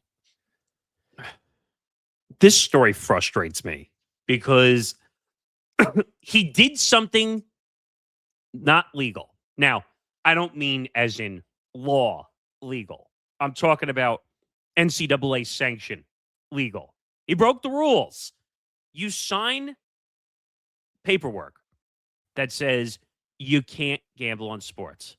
You can't bet on your own team when you're sitting on the bench. It doesn't matter if you are redshirting, injured. He was sitting on the bench as the games were going on, and he was betting on Indiana football. Right. Okay? We read these rules how many weeks ago? 2 weeks. That you can't bet on your own team or any team involved in NCAA sports if you're a college sports athlete. Okay? And I don't understand. And by the way, that lawyer, by the way, who I think represented the government, that's he was that type of lawyer. Yes. Like, and I think Sorsby is trying to file an injunction. I have the story. Let me see if I can pull it up. I think it was a story done out of the Athletic or the New York Times, one of the two. But yeah, out of the New York Times. Here it is. So, and of course now I can't see it because it got blocked. Boo. Gotta be kidding me. But basically the story was saying that he's filing an injunction and he wants his eligibility restored. For Right. what? You broke the rules. And it wasn't just college football. Apparently he was betting on baseball and horse racing and a bunch of other stuff. You broke the rules, man. Come on. Oh man, yeah. I mean, this story is going all over the place, and you know, we know that he said it was a mental health thing, you know, and we also said though that addiction is tough to kick, smoking, drinking, what have you. I don't know though, Nick. I don't see the NCAA really making a move on this whole thing, and I think he's going to have to either go into the supplemental draft, Nick, or he's going to be going to play in the CFL or the UFL. I don't get why people are giving him the benefit of the doubt. You know, as a college athlete, you can't bet on college sports. We saw what happened where the NCAA tried to pass that, what was it, college basketball? They tried to pass that you could bet on other sports. And then we had a scandal that got revealed the next day as they were about to reveal the rule. With like 16 different basketball programs being caught for that, yes. Which is nuts, by the way, and I think that's even more an argument for no betting for college athletes because they can't control themselves. I want to go to something you said last night, though, on Cranium, because you were talking about the gambling companies, the sports betting companies being involved in college sports. Now, I don't know if they're directly involved with college sports. I don't know if they have direct arrangements because I don't know if they're allowed to. But I don't know. But if that's the case, I forgot the statistic you read last night on the betting companies. But here's the thing. If DraftKings and FanDuel are involved, because there are, you could bet on college football, college basketball. You could bet on most college sports. Yeah. But I have no sympathy for college athletes who get caught because you sign an agreement when you become a college athlete with the NCAA that says you won't gamble on your team because you might have insider information otherwise. So, but I have the information from Sorsby's lawyer. I have the stat from last night's show, too. Okay, go ahead. Brandon Sorsby's legal team points out that while the NCAA enforces zero-tolerance policy on amateur gambling bans, collegiate athletic departments and conferences clear an estimated $1.2 billion annually from direct data licensing agreements and marketing partnerships with corporate sports books. Okay, but here's the problem with that statement, which is the NCAA is making sponsorship deals and doing business. Yes. They're allowed to partner with whoever they want within reason, legally, obviously. Correct. Like, you don't see them doing deals with beer or cigarettes, which they don't do anymore, or vaping or whatever. But my point is, they can make deals however they want because those sponsorship deals more reflect the average person who wants to bet on sports, not the athlete. You know, as an athlete, you can't bet on sports, whether you're a college athlete or a professional athlete. And I think, and we talked about this months ago, but the murkiness of like LeBron James having a DraftKings deal, even though Giannis having part ownership of Kalshi. Correct. Or Devin Booker working with Kalshi. Yes. Also. And people are going to say, oh, but they don't do basketball.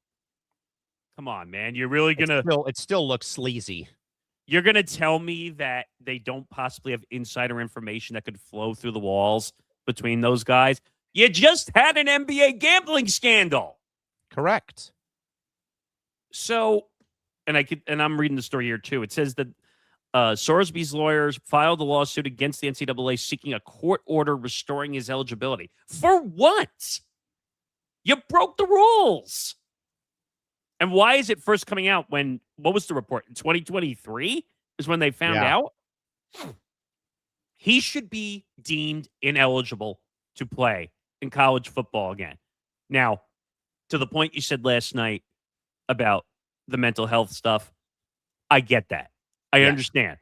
But you can't use it as a reason for why you decided to break the rules for gambling as a college athlete.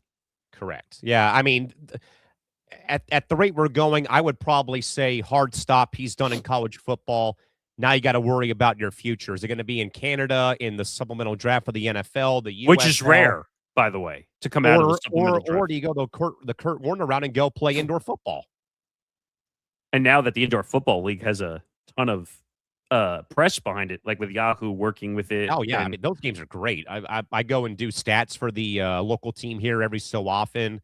The games is are that fun, part of man. that league? Is yeah, that part IFL. of that? Yeah. Oh, wow. So they got a Yahoo Sports Network, I think they call it now. Is the last home game I worked against Tucson, we were on Yahoo Sports because Artie Wolf and Cedric Bronner were the they're the national team, so they were in Oceanside, San Diego for that game against Tucson. I want to read just one more quote because I find this interesting. Yeah, we got too. time. You're good.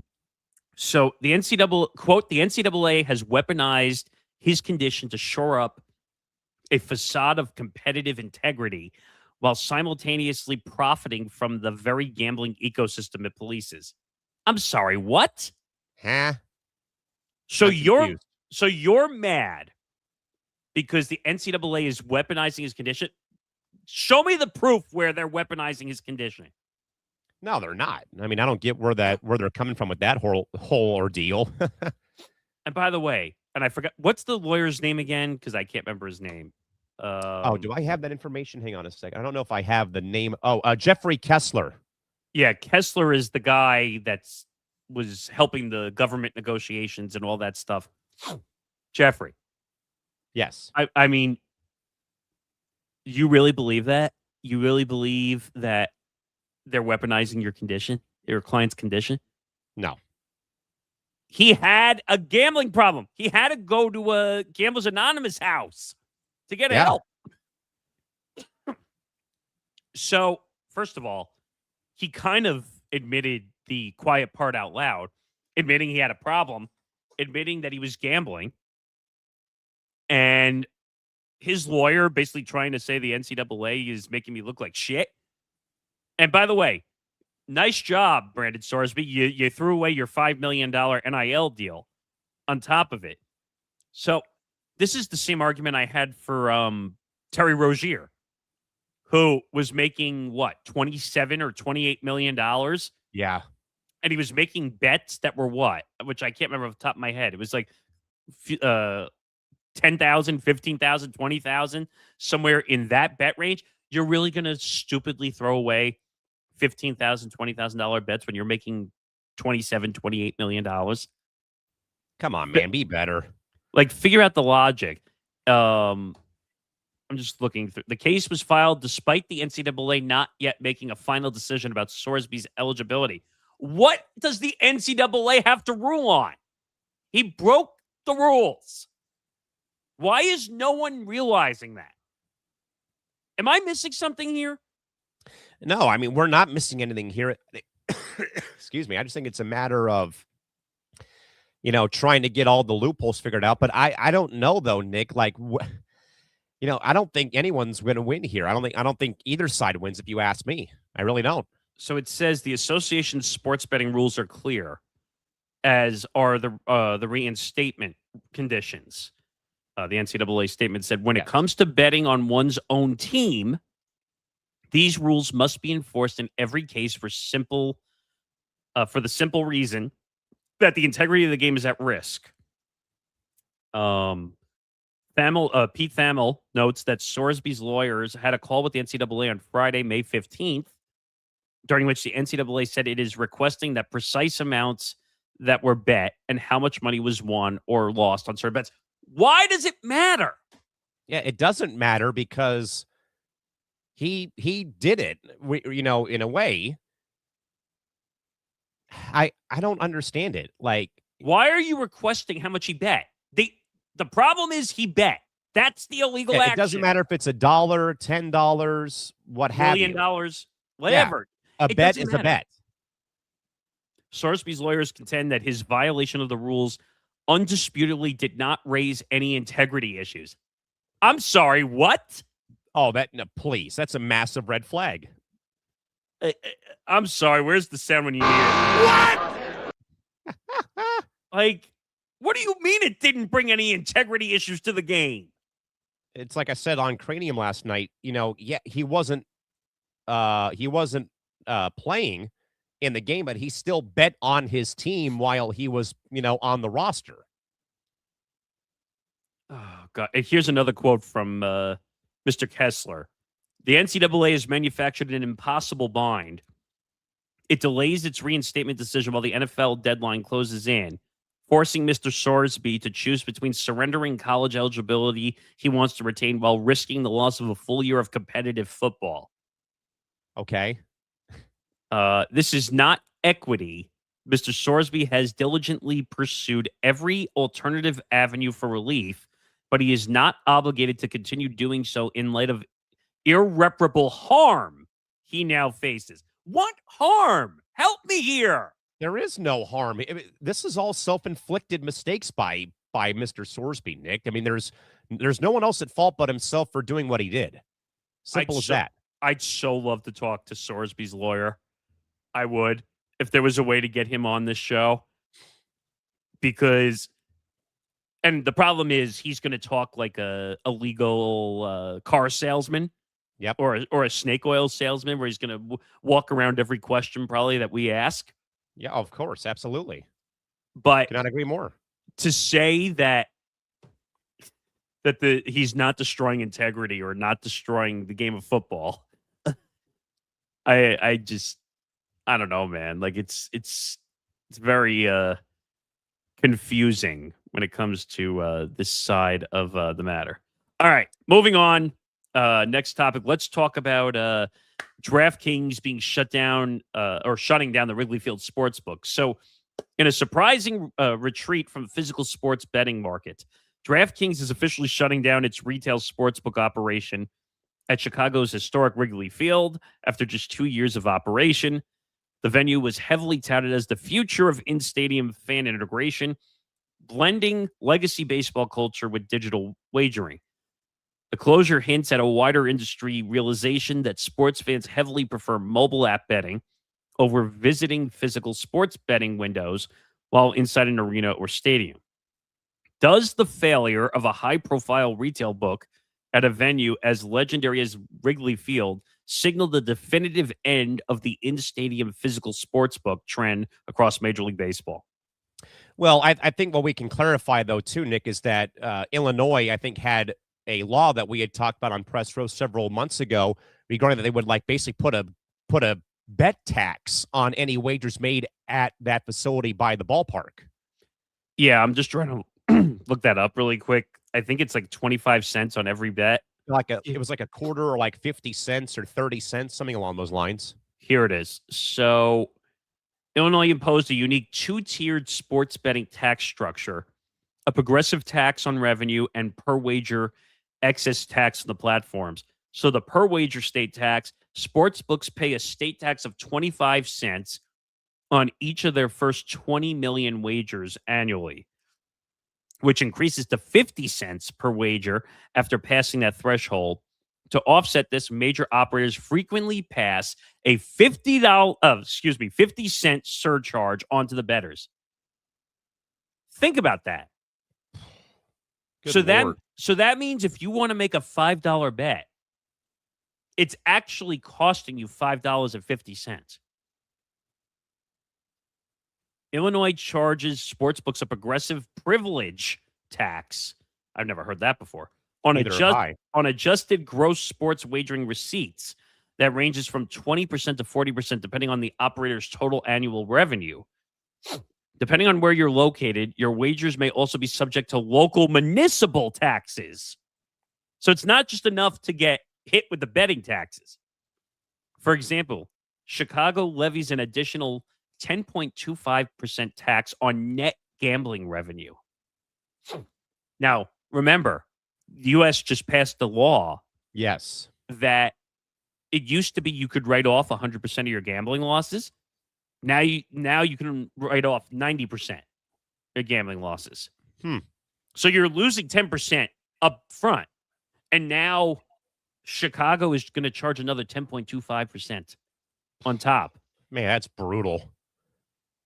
So this is crazy. Like, and now I understand why DraftKings pretty much left Wrigley Field in Chicago. It's costing them, or they're not getting enough because the taxes and everything. People are just not going to bet anymore in Chicago. So, or they're going to go to another book. I was going to say they might go and cross state lines somewhere where they can actually do it without having to take on that tax. I mean, think about it. Here in New York, for the longest time when we couldn't do it, people would go to New Jersey. They would go to the Meadowlands because there's a book there. Yeah. And they would just go make the bets, and then they would go home. It's really ridiculous and a waste of time and gas. But people are so desperate to bet that they'll find ways around it. Yeah, well, what do I know about that, right? Well, California is like the worst of the worst when it comes to gambling laws. Yeah, well, because you have to go onto native land and bet on the horses. You can't bet on sports out here. Just go to Mexico. You do that or you go to Arizona. Oh, yeah, it's true because Arizona Vegas. allows it. Or Vegas, yeah. It's Well, not but just don't be prediction market because Vegas is going after those too. Yeah, I mean, I'm not surprised, Nick. I really thought that this was not the best of ideas, especially at a ballpark like Wrigley. And I only say that because of about how gambling has been viewed in certain states. Again, as you said, like New York, in California. F you, Novig, go and kiss my ass, like I've already said several times when it comes to things like this. But this does not shock me, Nick, because of the simple fact of where states lie right now when it comes to gambling concerns. As mentioned, the closure hints at a wider industry realization that sports fans heavily prefer mobile app betting. In a way, that's kind of how I felt going to T-Mobile Arena for a Knights game a few years ago. Yeah, I may have put a parlay down at the Excalibur before I went to the game because you can't use machines at T-Mobile. There's no machines around at T-Mobile for games because really, there's none whatsoever. When it comes to that whole ordeal. But I just kind of felt like, Nick, that this was going to be set up for failure just because of how Illinois has cracked down. I think and Nick, there's been a story I think that we also can touch base on about Minnesota signing a new bill that would, I think, ban prediction markets in the state of Minnesota per Governor Walz. Well, which now the CFTC is going to sue the state of Minnesota. But think about, and I hate to bring it up again because F you, Novig, but my point is that, do you remember all the issues we ran into at one point? Oh, yeah. Because all the states were getting pulled. And then eventually, and I forgot her name, in New York, who made the law. Oh, James, whatever her name is. I have to look it up, but I think she's the AG. Yes. The Attorney General. Let me see if I can Letitia James. That was her name. She introduced the law into play. And then if you remember, when we were working with Novik, all of a sudden, you guys got emails. I hadn't gotten it yet. Yeah. That California was gone. And then some of us in New York, and for some reason mine was still working until the end, but then they left New York because Letitia James put into play that she doesn't want prediction markets. I don't blame her for it, to be honest, because just think about the scenario. They're all the prediction markets are trying to skirt the rules when it comes to. And I know D-Mart is still ticked off at Kalshi for the Super Bowl bet he put down about Cardi B performing. I still think that's wrong, by the way, because they kind of went on a technicality saying she wasn't up front and performing. But if you're all part of our performance, aren't you technically performing? Stop breaking the law, asshole! It's true. Clown show! Clown show! Clown show! Clown show! The point is, and Zan told me he actually was in the book before, so like he got to see it in at Wrigley Field.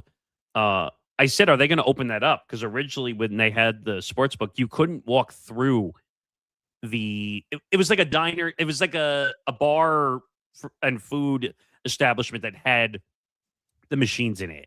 Really wasn't a sports book. They call it a sports book. It really was not a sports book. But they should open it up. If they're just going to have a bar and restaurant there now, they should open up and allow you to walk through it. But this is not a surprise. There's too much taxes, too much money to lose, and that's why they eventually had to close the book up and move on. Plain and simple. Failing business, sadly. Simple as that. What else are you supposed to do? Like, if you're going to lose all this money for Chicago, then it becomes a problem.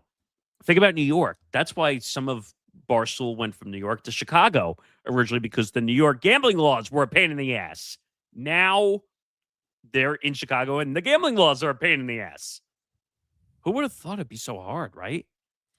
Yeah, but again, I think it varies about where do states stand on sports wagering and betting, and I've known that firsthand from my time out here in SoCal that it's either across the border to go to Caliente and Tijuana, you go to Vegas, maybe go to Arizona, or if you do, then you're limited to Prize Picks or Underdog Fantasy, as I do play every now and then, not all the time though. I'll put a few bucks down on a Padre game, for example, about going higher or lower than a certain stat category.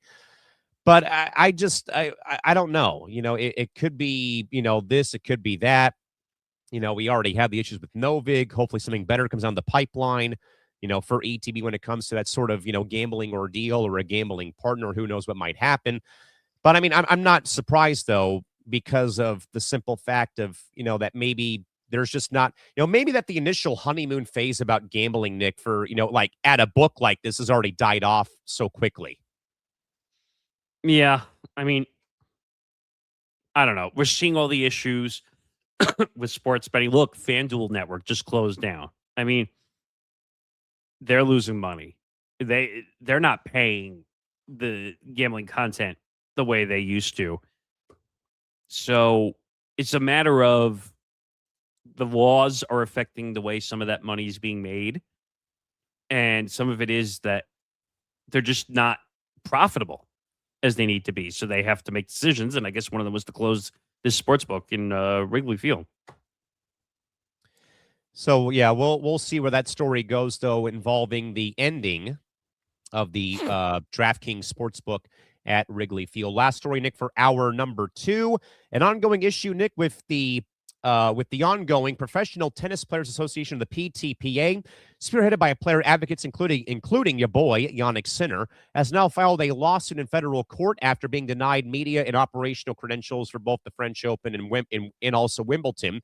Court filings revealed that the French Tennis Federation and the All England Lawn Tennis and Croquet Club explicitly cited the PTPA's ongoing lawsuit for antitrust violations against the Grand Slam events as the primary justification for withholding access for them. The PTPA is now claiming that this constitutes unlawful retention and a suppression of player labor organization. Nick, if federal courts do rule, though, that independent player associations can be barred from tournament grounds purely for engaging in legal disputes, what leverage, though, do tennis players actually have left to fight for when it comes to structural revenue sharing changes for the Grand Slams like both Wimbledon and the French Open? This is a bizarre story. Especially like what, the week of the French Open starting play this weekend? Yeah, I think that's coming up, and then you're going to have Wimbledon following behind it. I mean, so these organizations are mad because they filed lawsuits, so they pulled their credentials away.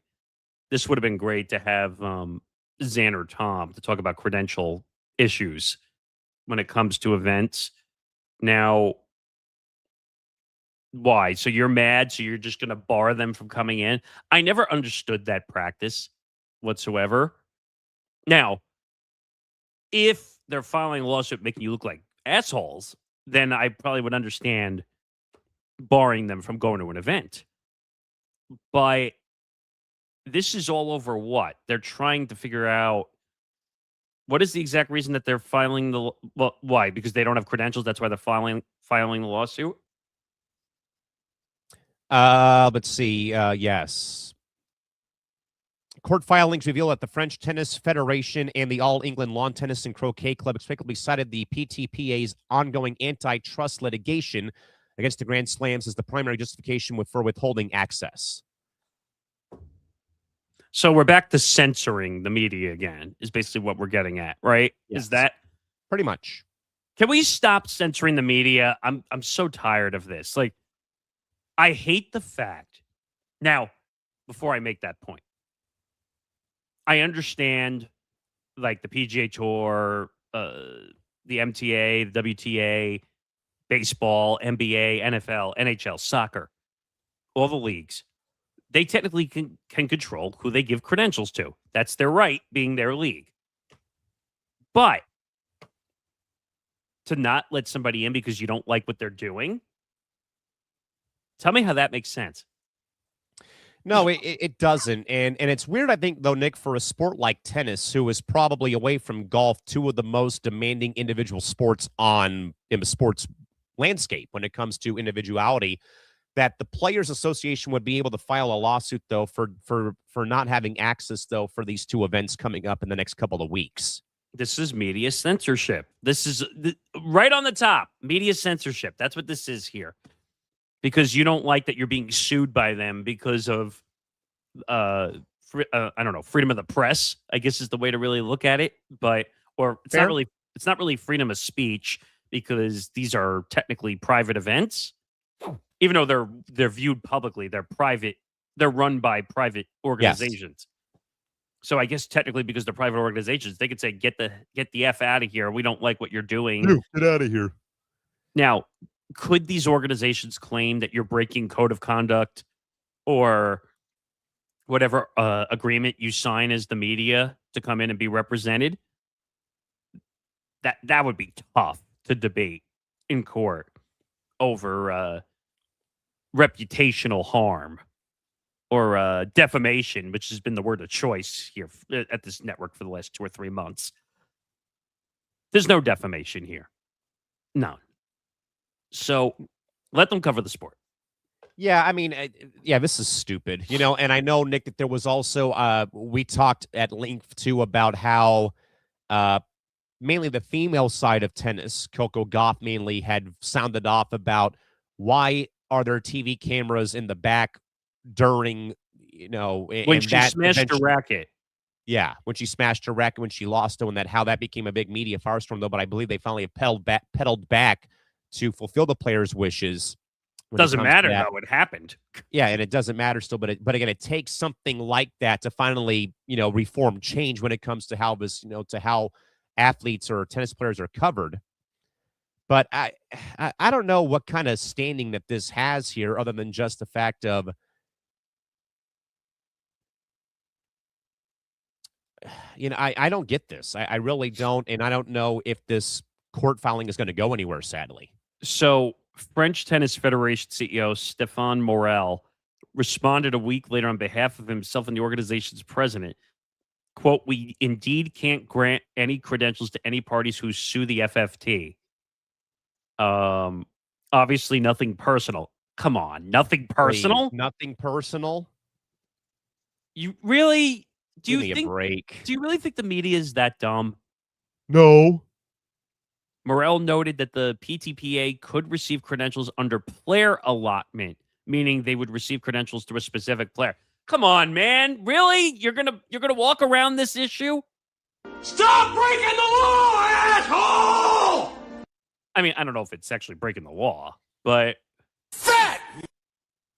Well, I don't know if it's that either. But so basically what he's saying is, oh, well, we didn't take away your freedom to cover the event as long as you go through a player and get access. Come on, man. Who are you fooling? Heartless, gutless, fucking shit, most godless, fucking gutless, fucking team! And if I were the Mets, I'd ban him from ever going to Citi Field ever again.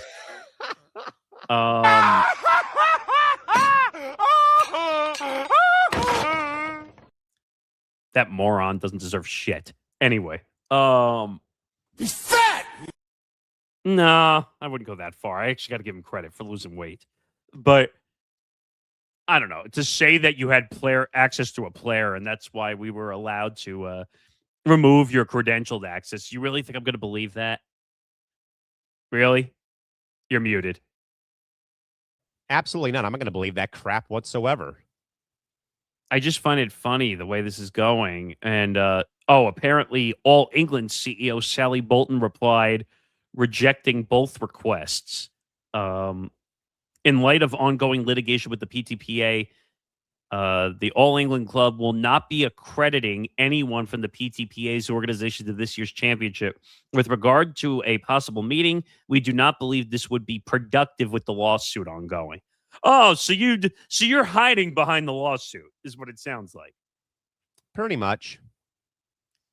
Oh, this is so ridiculous. I can't even So that's what we're doing. We're just gonna hide behind everything and say, because you filed the lawsuit, because you're an asshole, we don't have to oblige to give you media access. I just find that, I don't know, incredibly ignorant. I don't know if ignorant, pompous, conceited, arrogant, overzealous, all about me, not about us. I don't know anymore. But as we get to the end of hour 2, let's give you a quick message about another show we have coming up later on this week. There's no off season on the ETB network. The Gridiron Gurus are here with Grant Winsauer, Michael Rapolo, and Ben Cruz every Friday night at 7 p.m. Eastern, 4 p.m. Pacific. We're diving deep into the NFL draft boards, tracking free agency rumors, and analyzing roster construction to keep your football fix satisfied all year long. While others wait for August, the Gurus are already breaking down the schemes and players that will define the next season. Stay tuned ahead of the curve with the Gridiron Gurus. Remember to tune in to Gridiron Gurus off-season edition, Friday, 7 p.m. Eastern, 4 p.m. Pacific, only on the Empty the Bench network. And make sure to subscribe to our YouTube channel, youtube.com/ETB network, to learn more.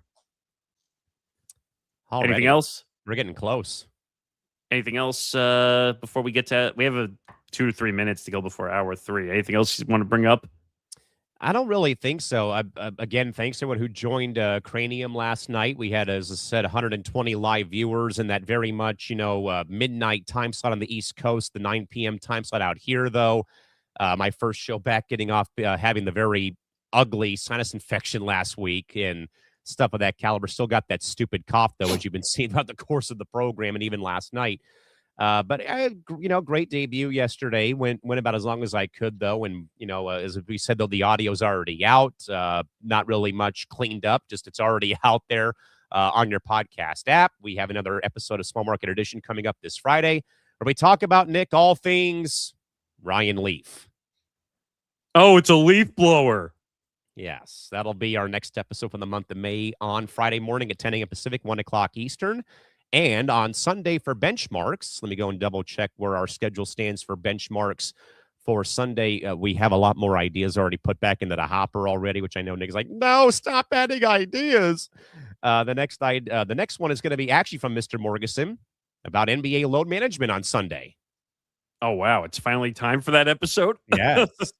Yeah, that was a good episode, actually, talking about Kawhi. And I don't know if we talked Joel Embiid in that episode or not. But I can't remember. I think you may have, but I forget, though. And we also have a lot of soccer content, by the way, coming out for both, mainly for benchmarks, led by myself and Trevor Williams. We have stories about the tragedies of Tunnel 29 in Mexico, the tragedy of the 97 fans killed at Anfield for Liverpool during their match with Nottingham Forest. We're going to talk about the 99 World Cup, Landon Donovan's goal in 2010 that saved Team USA's bacon in the World Cup. We'll talk about David Beckham coming to MLS. We'll talk about how teams have skirted the boundaries of their own salary cap problems and more about soccer as the entire World Cup does play out over the course of the summer on benchmarks. Again, we'll have the World Cup pop-up show as well and whatnot as well. So a lot of good stuff, though, is coming as time does come out. And yes, Christy Wilson had both. Now, quick disclaimer, folks. We had 3 episodes that did come out on benchmarks. I, though, fell asleep at the wheel, though, with being sick, though, getting lost in the shovel with work, though. So both of Dino's episodes have come out, as did Christie's first episode about Brock Lesnar beating The Undertaker at WrestleMania in New Orleans came out, which made him go 21-1. As did Christie's new episode about Owen Hart's unfortunate death, though, Over the Line in 99 in Kansas City. So you can go and check all those out right now on Benchmarks. And again, we have a new episode of Smart Market Edition coming out covering all things Ryan Leaf on Friday. Oh, boy. There was some other news that came out also. Another Washington Post writer was signed by ESPN, by the way. Who was that again? A guy I actually had the chance to talk to years ago, Ben Golliver. Oh, yes. So he's going to be a national NBA writer now for ESPN. So Washington Post really losing everybody. Well, I mean, when you lay up the whole department, I guess it makes sense. Yeah, well, the Washington Post is heading downhill. It's amazing, right? What has gone on with the Washington Post? Just looking around to see if You there's think anything else. Kornheiser and Rollbon are just ticked off at their Beside themselves? Yeah, how could the Post do that to all of our friends? I don't know, man. It's just tough spot. I like Ben, though. I've had the chance to talk to Golliver before. He's very, very good at the NBA insider stuff. He would be a guy I'd love to have on this show at some point. All right, Nick, we're going to get out of here for hour 3 and get moving to another huge event for women's volleyball, a new 4-team event called Spikes Under the Lights at AT&T Stadium in Arlington is set to take place in late August as women's college volleyball is poised to smash records with a new mega event at AT&T Stadium in Arlington, Texas. The event will feature a massive $1 million prize pool on the line and is projected to draw at least, if not more than, over 100,000 fans, banking off of the Nebraska Cornhuskers playing in front of over 90,000 at their football stadium earlier last season. The scale of the event, though, with the explosive commercial boom of women's collegiate sports, proving that volleyball can also command NFL-sized stadium venues and massive corporate sponsorship backings outside of the traditional NCAA tournament structure. That event, by the way, will feature SMU, Penn State, Nebraska, and Florida, who are four big names in women's college volleyball. I would know that, having worked in college volleyball for 9 years. So, Nick, can one massive single-day 4-team event, though, at Jerry's World like this be sustained as a regular commercial product for women's volleyball, or do they risk, though, oversaturating the sports' core collegiate appeal by going to a massive stadium like what Nebraska did last year at their football stadium, and now with this option here coming up in late August? Is this the first time they've had a prize pool involved in this type of event? I believe it is, because I think Nebraska played Iowa in in a non-conference game at Memorial Stadium, and they drew 95,000 people for that. I remember that game, the record-breaking game. It made it on Sports Center. It was a huge thing. This is interesting. Do I think it's sustainable? Sure, it's sustainable, but how they got the money? I'm curious how they got the money from sponsors. Probably put it up, but if they have that type of money, and is it being televised or no? I'm sure it'll be picked up by somebody. I want to see if the volleyball event is being picked up. Okay, and by the way, I just checked SeatGeek, Nick, because that's who the Cowboys go through for their seats for their ticketing partner. Yeah. Though it's in the upper level, though, you can get in right now for $30. Really? Okay. I did not know that. All right. And the most expensive seats, by the way, that are by the floor, no surprise, they're going for $630. Okay, so here's some information. So it's called the 1 million Spikes Under the Lights. Yes. And like you said, it's going to be at AT&T Stadium with, you said, Nebraska, Penn State, Florida, SMU. The made-for-TV exhibition event. So it's going to be a season opening tournament, yes. Is scheduled for August 27th with a 3-hour showcase airing live in primetime on a major network, which they haven't announced yet. I would probably say it'd be Fox. No, I'm thinking maybe ESPN, because they have more college ESPN or Fox. Because I think ESPN does a lot more of the collegiate. Like, we've seen them put cheerleading on ABC Yes. on the weekend, which I remember I said to you I was confused slightly by that. No, Yep. no offense. I'm just saying I've never seen that before. But they're saying it's going to be 8 p.m. Eastern time on August 27th, which is a Wednesday. And it's a $1 million purse to be divided among the participating schools. Wait a minute. They're saying it's going to be divided between the schools, so it's not a prize purse then. No. Unless they're saying 1 through 4, Yes. depending on where they finish. Yeah, they'll get an X amount of money as a payout for that with where they finish. Yes. Interesting. Okay. I mean, I'm for it. Sounds interesting.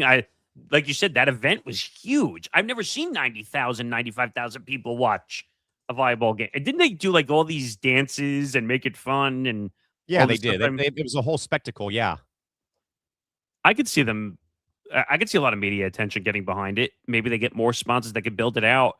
See, the name of the game, the goal, should eventually to get it to like 12 teams. Yes. And not more than that. I think 12 is enough for volleyball because volleyball takes a long time to play. So I could see 12 teams, and then maybe if you get the prize pool up to like 5 or 7 million, somewhere in there, and then maybe the winning team gets like 1 or 2 million, and then the rest is split up or Yeah. something. That now we're talking like an interesting event. I could see ESPN putting that on. Well, that's interesting. So now that it's on a Wednesday, that's going to expose some networks that are not going to be able to take it, depending. Because Right. you're going to be back with college football previews for ESPN. It's going to be harder. You're not going to put it on ESPNU. That's not a big enough platform. No. You know where I could possibly see this going? Ion. I'd say Ion or maybe USA. Or now, this is going to go against everything I believe in, but Streaming. could a streaming platform like Amazon pick this up? Because they've gotten very creative with streaming some unique sports like NASCAR and golf. And they could put more money into it potentially for a prize pool. So maybe either Ion or Amazon. Netflix is, you know what? I originally was going to say no to Netflix, but Netflix freaking bought the dog show for crying out loud. Yeah, they did. So what the hell do I know what Netflix is interested in or not interested in at that point? But I have no problem. I think this could be fun. I think it's going to be fun, especially though, Nick, when like I always say, you're giving a sport that people know about in the college ranks, though, but it's not the sexy draw of basketball and football. You're giving them their chance to shine in the spotlight. And I mean, you're playing at a 100,000 seat stadium. You're playing in a part of the country, Nick, where volleyball is almost like life and death for certain schools, like Nebraska, for example, and SMU. Even Penn State's got a really great program.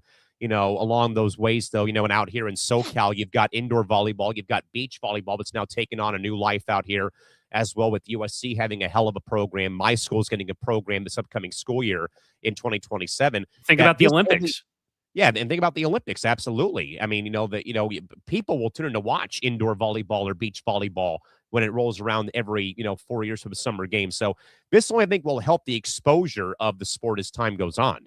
Isn't there a professional volleyball thing that they're trying to There's upstart? two of them. There's I think Major League Volleyball just folded the franchise in San Diego because the Jacobs family is now pivoting their money towards the Padre minority ownership stake. No, but I thought there was an actual yeah, there's two of them. I forget the name of the other one, but they got deals with Victory Plus.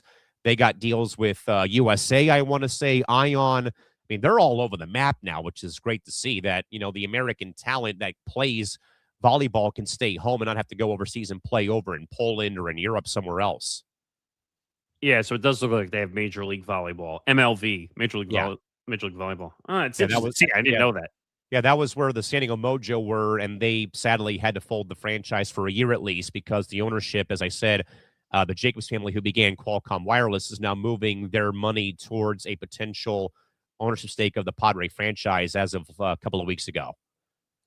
I see there's two different. You said there was two different Major League, and apparently some of them are not happy about that. Some of the players. No, they're working towards like maybe trying to merge, but I don't know if it's going to really go anywhere at this rate. Oh, Because God. what do I always say about mergers? What do I always say? There's always one that wins out. Always. Well, that's kind of like what happened with that. What was it? AAF and UFL XFL. or XFL, and it became a complete disaster in every way, shape, or form. But this could be good. First of all, anything in Jerry's world is going to get attention, whether you like it or not, because it's being played at the Dallas Cowboys Stadium. So we'll see what happens. It's an interesting thought that there's a prize fund and all this stuff. I mean, and we already kind of see this already, though, Nick, with like the Players Era basketball tournament during Feast Week for Thanksgiving, where you got like 16 teams playing for a NIL payout when it comes to getting to the finals of that tournament in Vegas at Mandalay Bay every year. The problem with this is that there's no competition, really. It's not like what Unrivaled is to the WNBA. Trying to think what else really has competition. Any other leagues have competition like that? Not that I know of. I mean, the NBA is going to have NBA Europe, but that's under the NBA brand. Baseball really doesn't have competition. The NHL really doesn't have competition.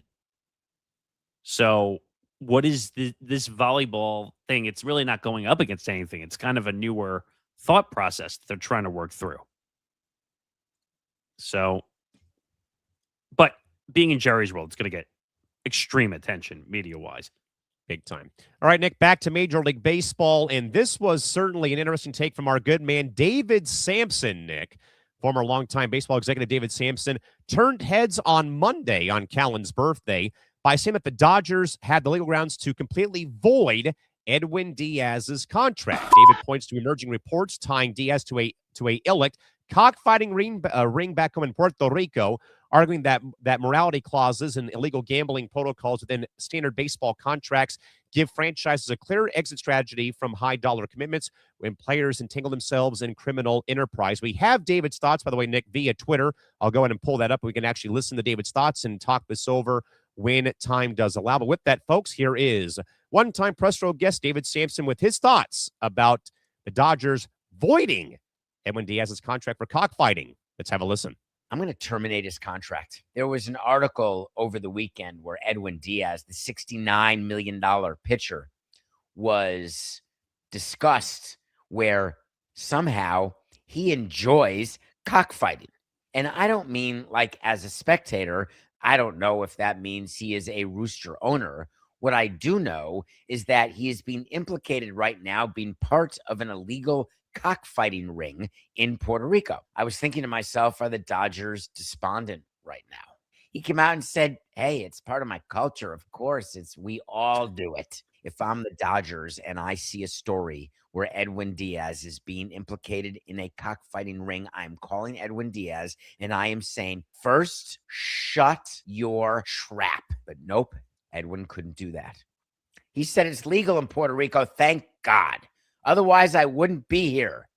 It's something I've done since childhood, something my dad instilled in me. The cockfighting arena is like my home. Did Edwin Diaz know that as of 2019, it's been banned also in Puerto Rico? It's not just the U.S. Edwin Diaz has a Dodgers issue and he has a league issue. Edwin Diaz is not worth it to me. If you're the Dodgers, you don't want to get involved in whatever the suspension is going to be or the fine. You don't want to get involved with the guy who now could be on a watch list for having literally self-incrimination.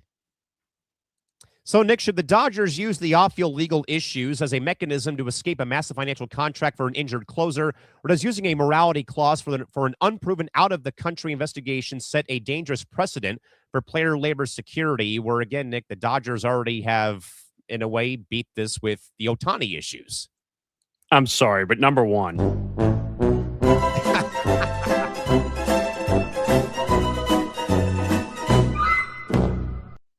Because that's literally what this story makes me think of.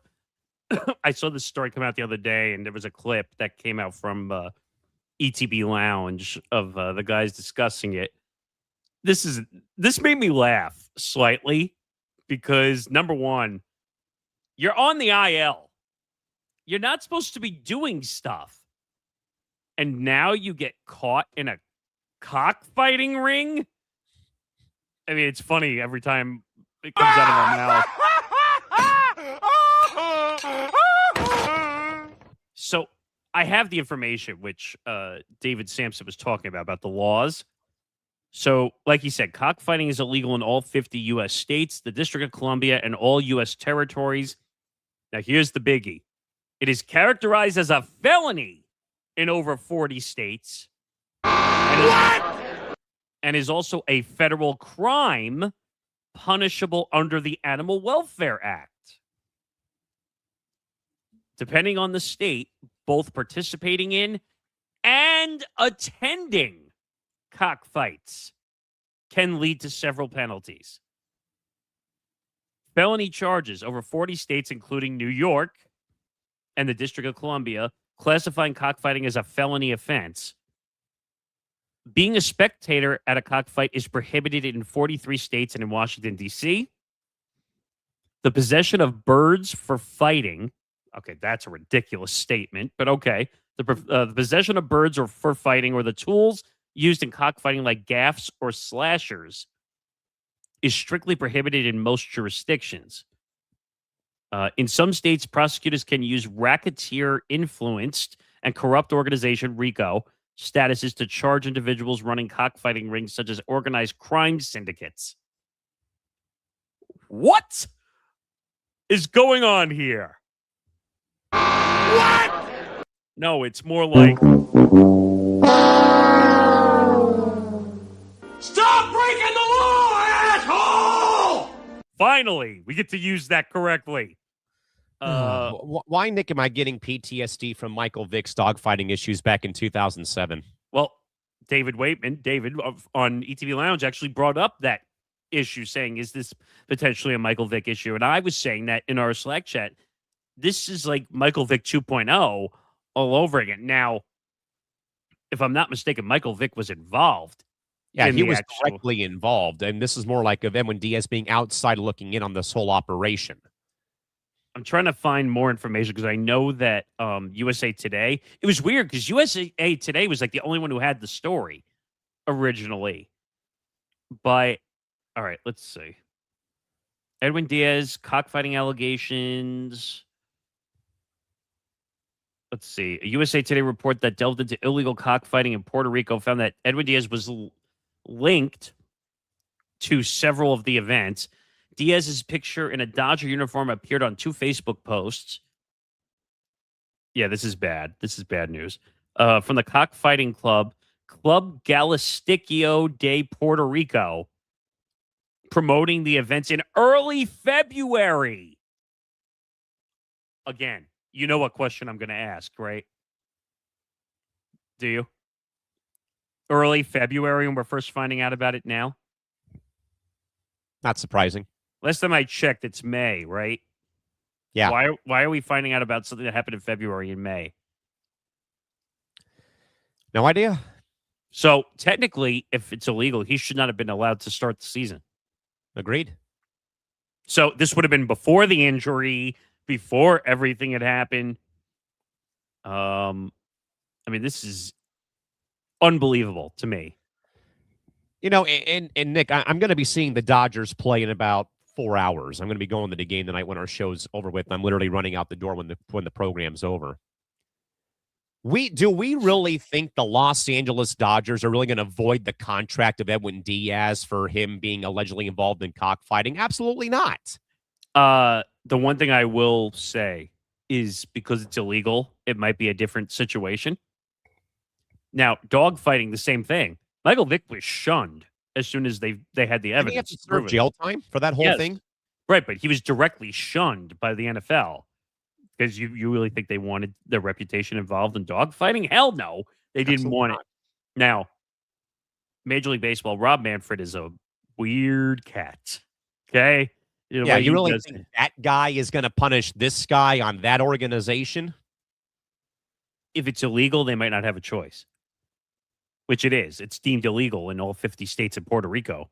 oh no, my poor LA Dodgers going to lose their closer. Well, tough. This is a situation where Rob Manfred is not going to have a choice.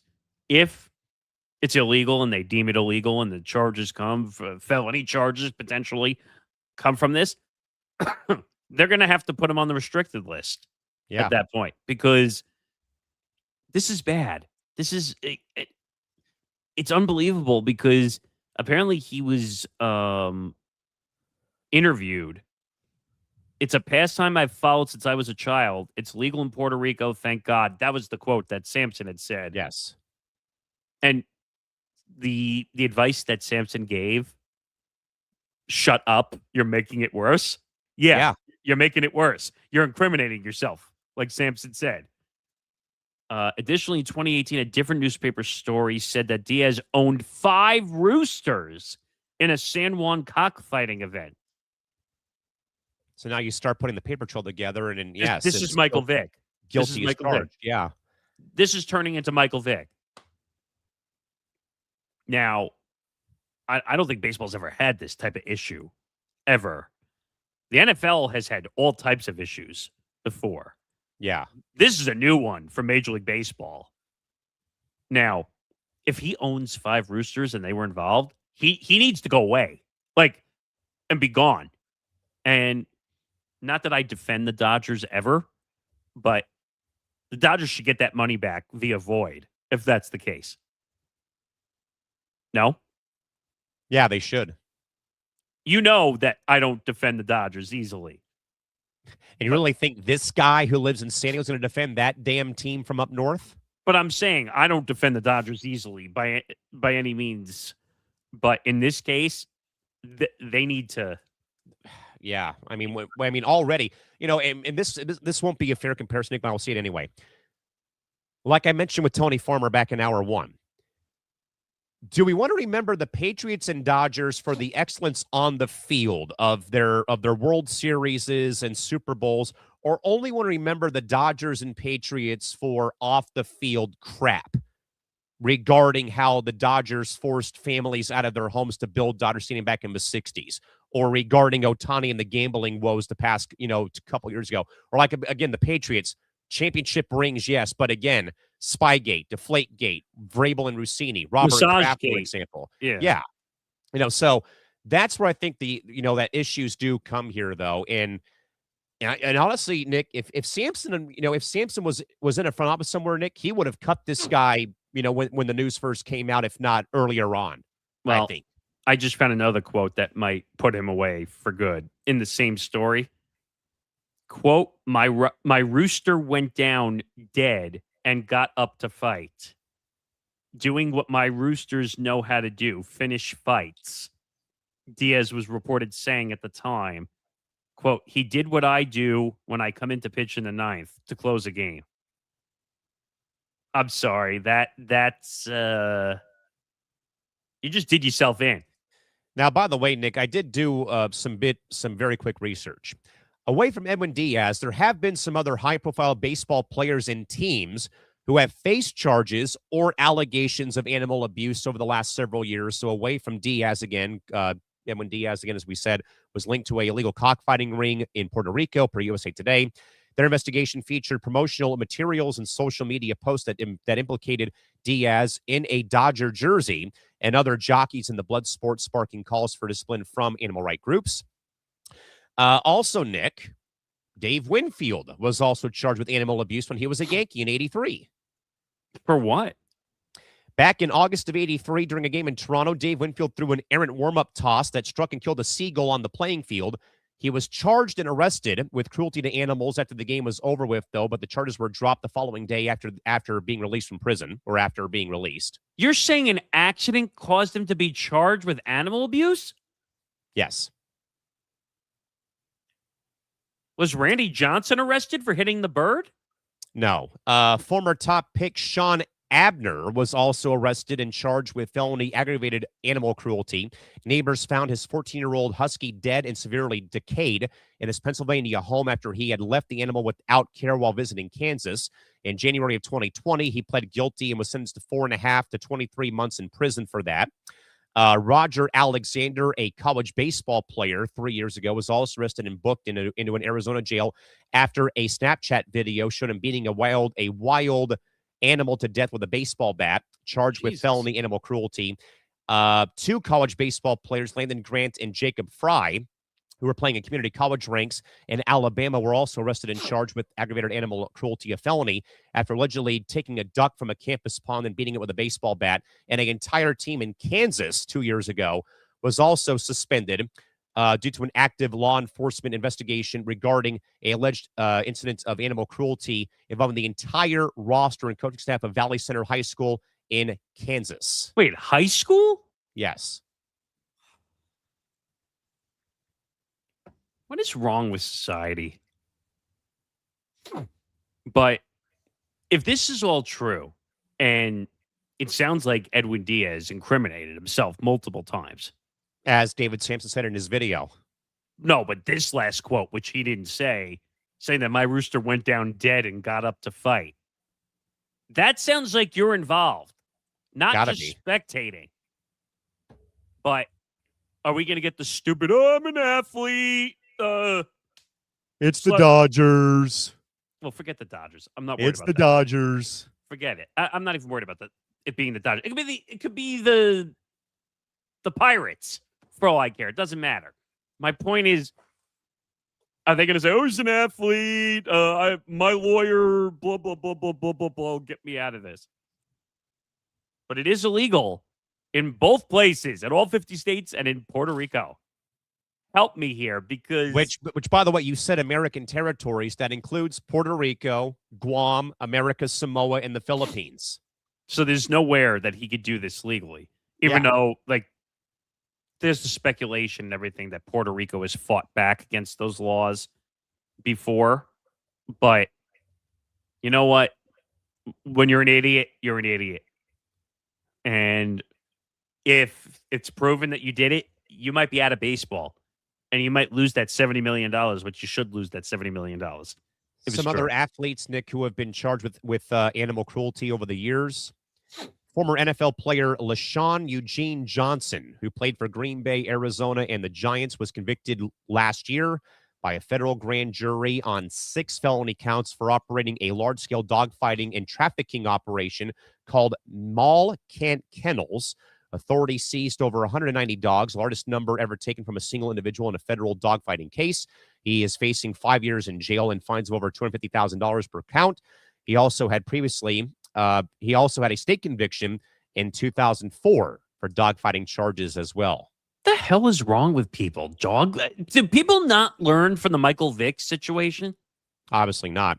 Also, Anthony Thomas, a former prominent South Australian equestrianist, was charged in 2024 with 1 count of ill treatment of an animal after a viral video went around the web showing him striking a show-jumping horse in the head with a helmet.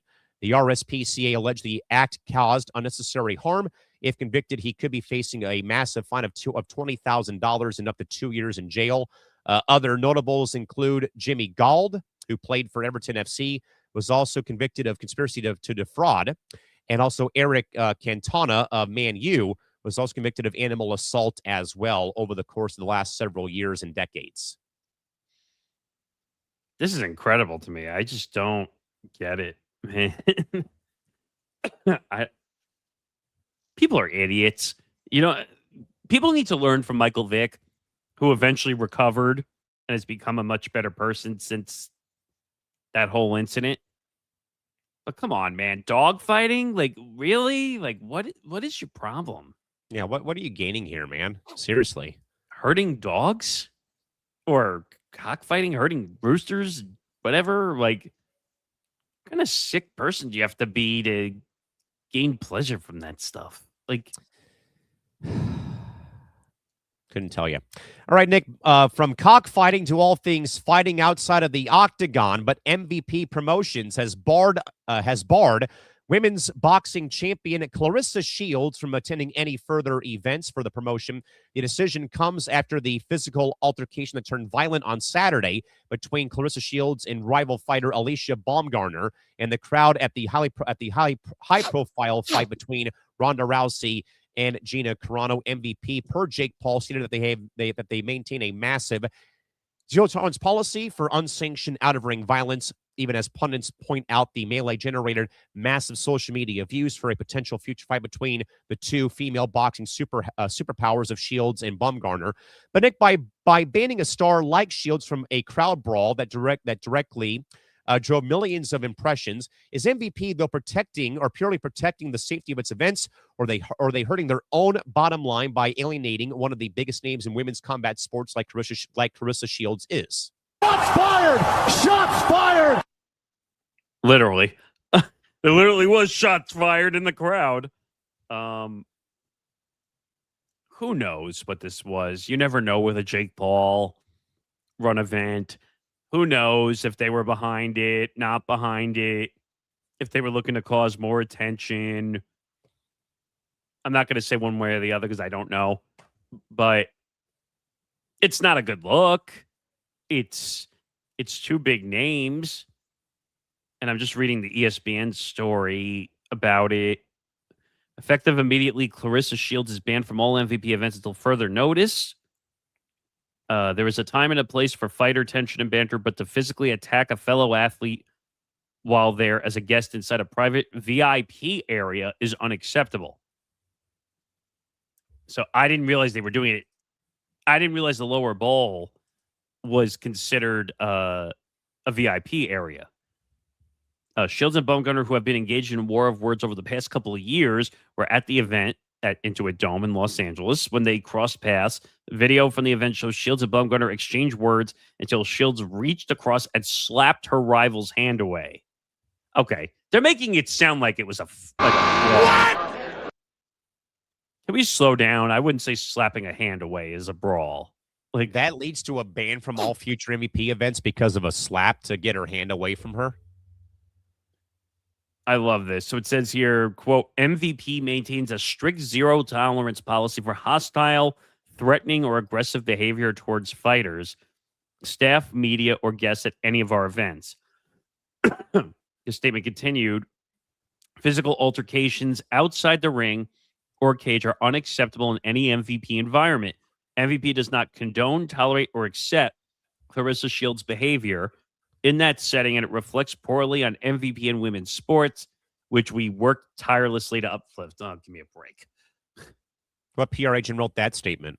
Yeah. Shields took to social media after the incident, suggesting that Bumgarner was verbally aggressive and had threatened her with physicality before the slap. This is all PR based. Come on, man. The situation that occurred on Saturday was provoked and entirely consistent with the individual involved. She said, adding that she was physically assaulted without provocation. Give me a break. It's almost like they were looking for attention.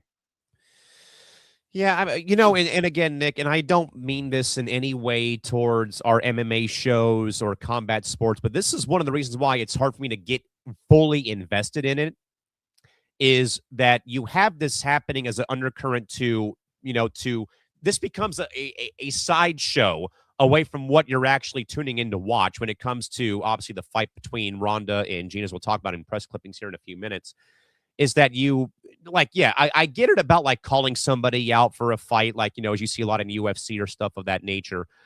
But when it turns like this, though, or even, all the snafus at the press conferences where it gets violent sometimes, before the fights actually even, I think that happened with Strickland and with his own, like they had like a massive, it felt like they had like, the National Guard there to keep these guys away from each other. Well, so you're talking about the fight where Strickland was coaching from outside the cage and he got pissed off and ran inside the cage and beat the crap out of one of the fighters and got suspended because of it. Because you can't physically attack somebody for no reason. It doesn't matter if they said something stupid, ridiculous, whatsoever. Around the cage, you can't hit somebody.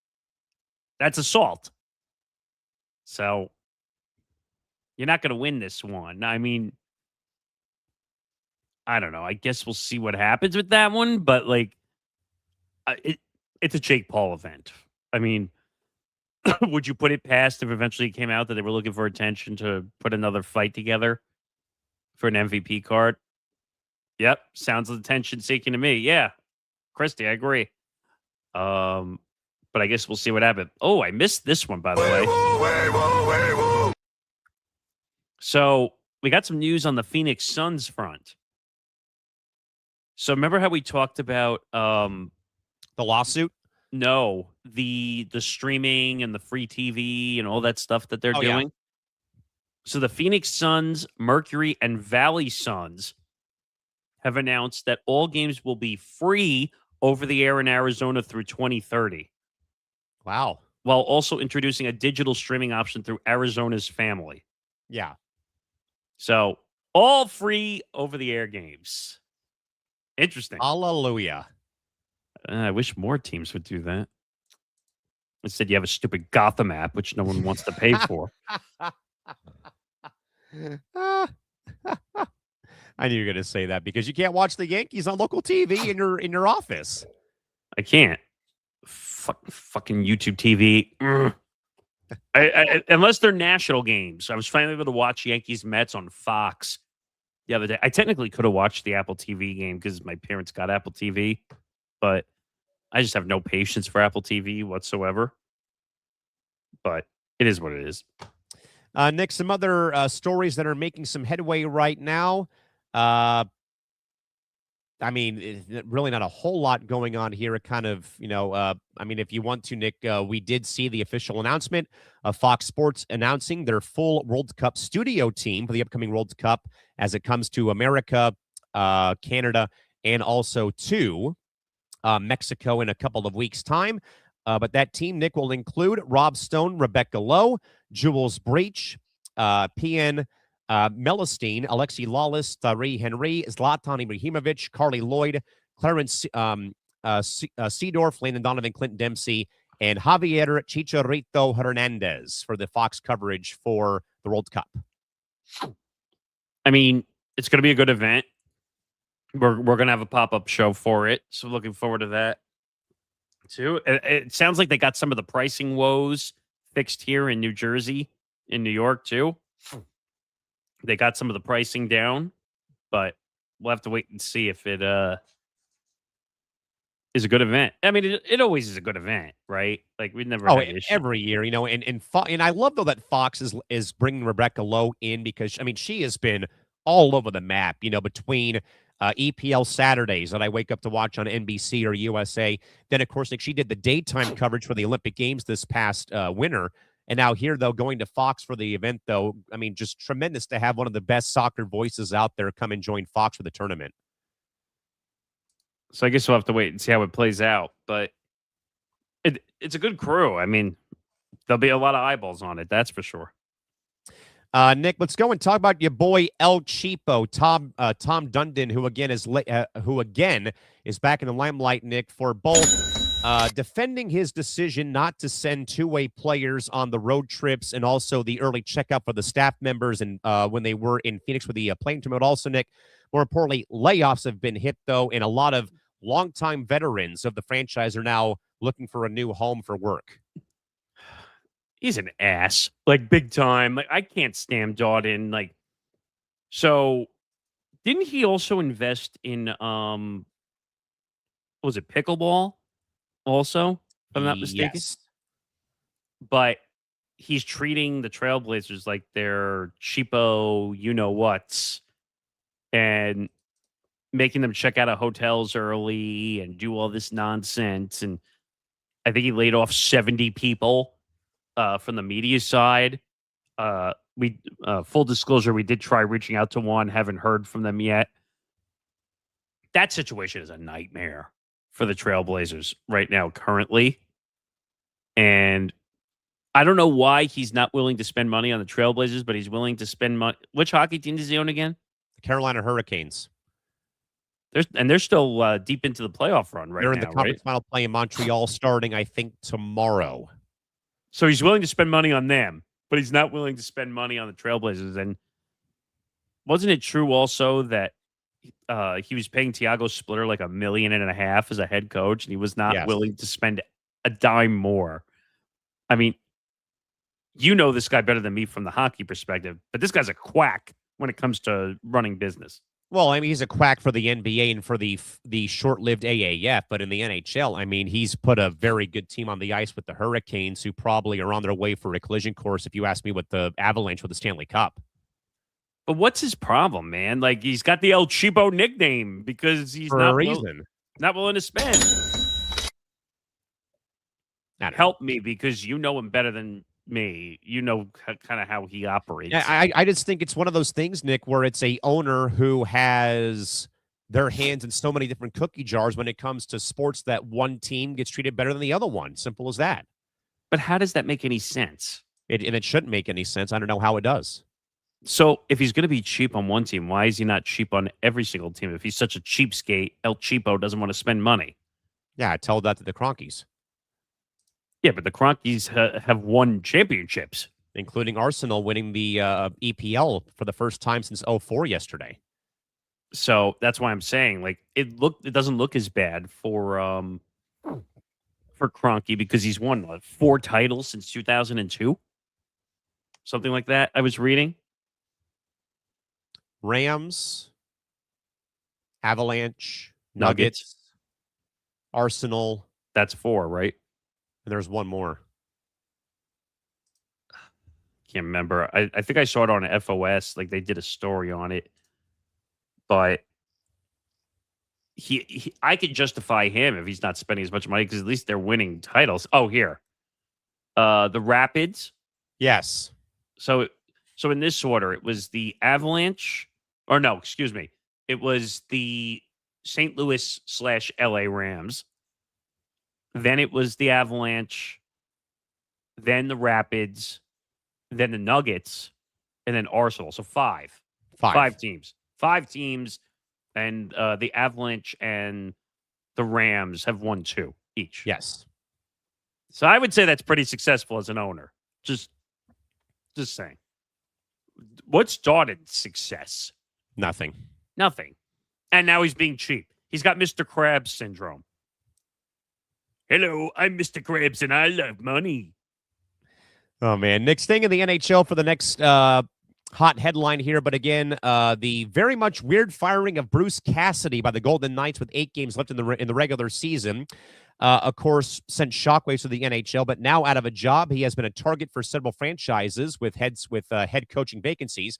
But the Golden Knights have denied permission for Cassidy, who won the Cup with them in 2023, to interview for any jobs. Now, the Knights are in bounds of their contractual rights in denying the request, though, but after a firing, interview permission is largely a formality in the NHL, but the Golden Knights' holdout is so unusual that on Tuesday, the NHLCA, the Coaches Association, that is, issued a statement about the situation in which they wrote that contracted coaches no longer working for their club should not be prevented from pursuing other employment opportunities, which I think, Nick, was mainly a thing to keep Cassidy away from going to a divisional rival that has a job like, say, Vancouver, Edmonton, and Los Angeles.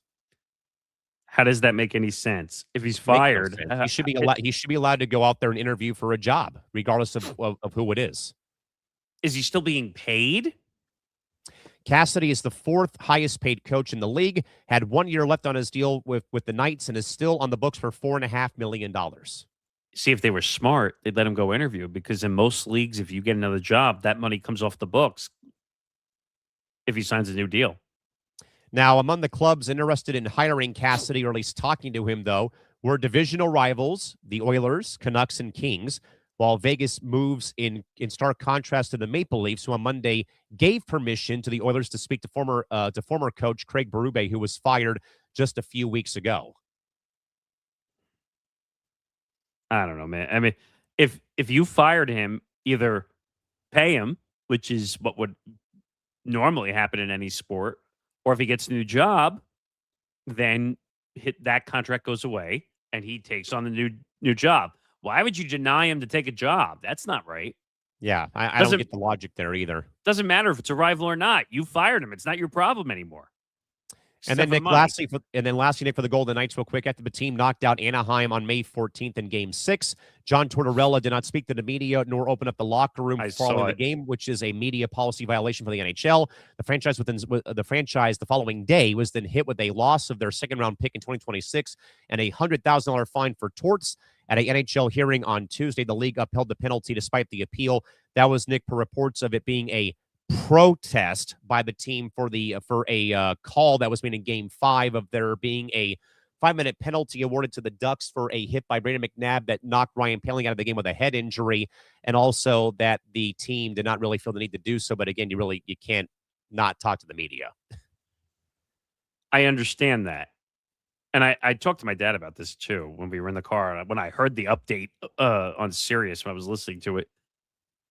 Here's the thing. We could go all the way back to Marshawn Lynch when he had the problems with the media, when he was with the Seahawks.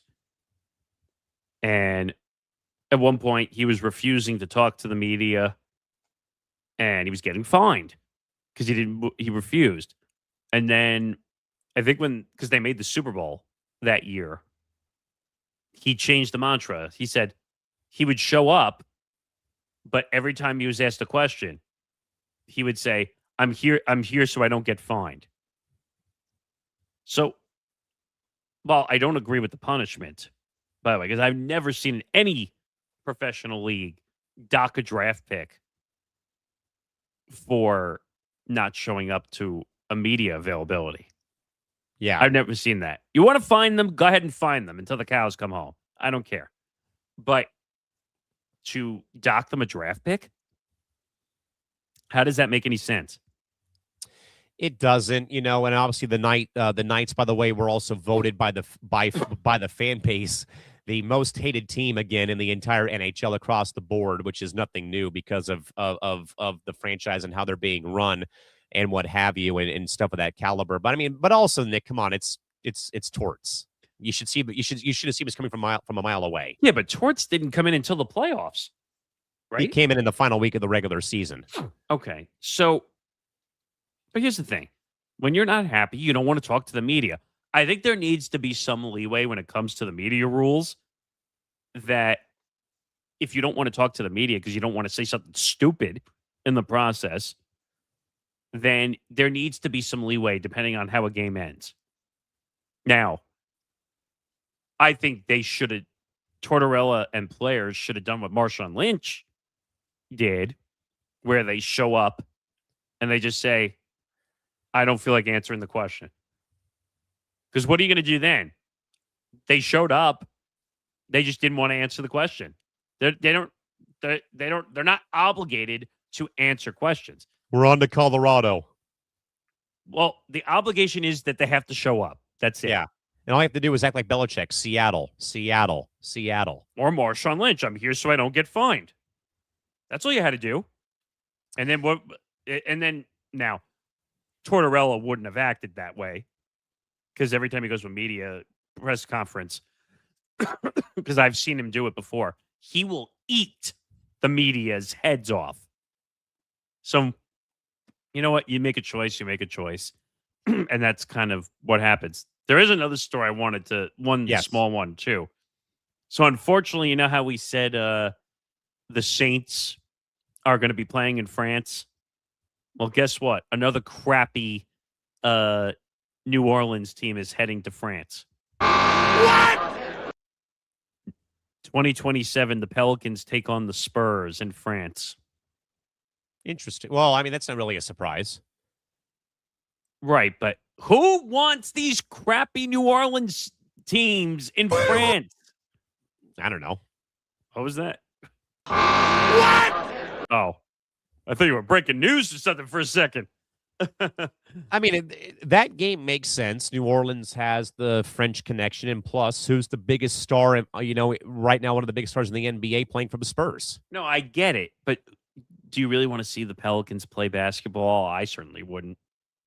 No, France is getting punished to seeing two New Orleans teams that are terrible sports. Like Jesus, like. I don't know, man. So apparently, Nick, there's also going to be other international games too for the preseason in 2026-27. Yay! I'm so excited. But at least they're preseason games, not like the No Fun League where they count in the standings. Ugh, We didn't even get to that story. I think we should take a minute or two on that We've story. got the Rockets and Mavericks October 9th in China. Wait a minute. Well, Daryl Morey's not there anymore. Wow. Morey is a liar. We knew that already. Other games will include the Clippers, Nets, and Raptors going over to China as well, apparently. Well, China and the NBA have a long-standing connection to one another, going all the way back to Yao Ming. I mean, like, so and then apparently we're going to have Sixers and Knicks in Abu Dhabi, and then the Pelicans going to Melbourne. I didn't even know they had an NBA arena in Australia. Okay. I don't know. Nick, how about your thoughts about the NFL wanting more international games, including going over to Tokyo, Japan? More. That should be another clip, by the way. Yes. But so if you didn't know, the NFL did vote for next season, starting in 2027, that they're going to raise the international count of games from 8 games to 10 games. Oh. Act shocked and surprised, and when I say that, I mean don't act shocked and surprised. And now I read a report that apparently they want to go to Japan. Okay, interesting. I mean, don't we have enough international games? By the way, if I'm NFL season ticket holders, Oh, I'm hating life right now. I'm suing the shit out of the NFL. Because you're taking more and more games away from season ticket holders. And it's not fair to them that you have no idea until before the season when they announced the NFL schedule, because they have to make a giant spectacle out of it. Yeah. So you have no idea if you're a season ticket holder, you've been a season ticket holder for years, and you can't plan if you're going to go to the whole season or not. You're not traveling to Japan or Australia or London. Maybe London. Brazil. Germany. Spain. I feel like I'm playing a game of around the world instead of NFL at this point. No kidding. All right, Nick, we'll get to our press clippings here. 4 stories left for the day. Nick, the CW and ESPN reached a strategic sub-license agreement securing ACC football and hoops through the 2030-31 season. Yay. I mean, I got to give credit to ESPN because of all the licensing deals they're getting.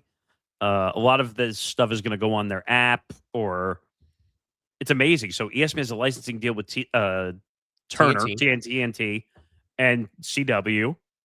And I heard they have some other stuff down the pipeline that they've been working on.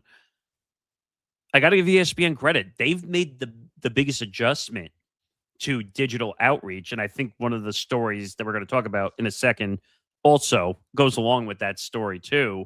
But I got to give credit. ESPN, even though they're not fully digital or streaming like Amazon or Netflix, they figured it out. Yeah, I mean, they have, and they figured it out, and we get to hear Tom Brenneman call more games for ESPN via the CW as there's a deep drive to left field. God. That story will always be, unfortunately, funny. Is Castellanos even in the Padre lineup tonight? I want to see real quick before I keep forgetting that. I keep forgetting the Padres picked him up. Is he even in the lineup today? It's a deep shot to right. He is in the lineup today. Oh my God. That sounds about he's right. He's batting 7th and playing right field today because they got Tatis back at 2nd. Yeah, it sounds about right. Oh, my God, it's too funny. All right, Nick, staying in sports television, but Fubo has now rescinded its broadcast distribution offers for the 13 NBA teams left stranded by the sudden collapse of Main Street Sports Group and FanDuel sports networks around the country. This just sounds like they strictly pulled back because of now all the issues that RSNs are causing. Look what happened to FanDuel. They just shut down. I mean, I think they literally just saw the FanDuel thing and said, shit, we better get out of here. This is strictly that they know there's no money to be made on it. No, I'll be eager to see what happens. And again, I know that the Angels bought like half of FanDuel Sports FanDuel Sports West, and that the LA Kings have also signed on for that agreement, and the Clippers are still kind of figuring out what they're going to do. I think they're going to pivot to what the Braves did because they already had Clipper Vision way before the RSN collapsed. Well, look at the Braves with Braves Vision. I mean, Yeah. which, by the way, apparently is doing very well, considering that they're making more money than they ever have been because they're controlling their content. Now, it's different for the Angels because they're buying in on top of and sharing that kind of, so they don't have full control. Braves Vision is fully controlled by the Braves. Yeah, exactly. So, Fubo is, I don't blame them for pulling out of it. Fubo, Hobo, Soto. I don't know. Nick, internal data reveals ESPN specialized YouTube clip crew has built a digital juggernaut generating billions of low-cost views via their packaging of highlights from shows including First Take and the Pat McAfee Show and also Inside the NBA. This was an interesting story when I had found it, and I wanted to talk about it because it's amazing how this content, and I'm trying to find the link I sent you. I can't find it. Oh, here. And it was a Sportico story. And it's interesting how they pull 7 or 8 clips out of every show. They have teams of Clippers. No, not the LA Clippers. Or the Toenail Clippers. Or the Toenail Clippers, right.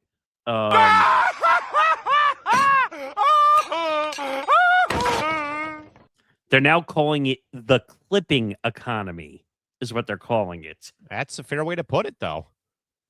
So, as user-generated content platforms soak up more watch time, entertainers are turning to armies of so-called clippers to convert shows, songs, and interviews into bit-sized videos. Media companies, meanwhile, have adjusted to satiate short-form cravings, too. Netflix and Amazon Prime recently launched vertical video feeds with their apps to spotlight their own clips. The New York Times Watch tab offers a similar experience. Peacock, meanwhile, is now pumping out unscripted Bravo micro dramas. A March YouGov poll found that 70% of 16 to 24-year-olds watch clips from shows or movies on social media instead of the full version of movies. Is that an incredible stat? That is insane. On Wednesday night, and this is going back, ESPN uploaded a 1-minute highlight from the Pistons-Cavs game, 2,000 views as of Thursday. 5-minute recap of overtime finish, 19,000 views, and a 16-minute portion of Inside the NBA's Shaq and Charles breaking down the game, 465,000 views. What? So basically, other ESPNers optimize each clip, fine-tuning titles, descriptions, and thumbnails, which is something we work on, which we're trying to do here, which themselves have the capability to go viral. It's a part of someone's job to give Scott Van Pelt YouTube face, what they call it, which is kind of weird. But do you remember the number I said to you that ESPN broke? In the view count. In the view count. Which one? 100 billion views on YouTube. Oh, yeah, that's right. 100 billion. Think about that. Can you imagine 100 billion views? That's insane.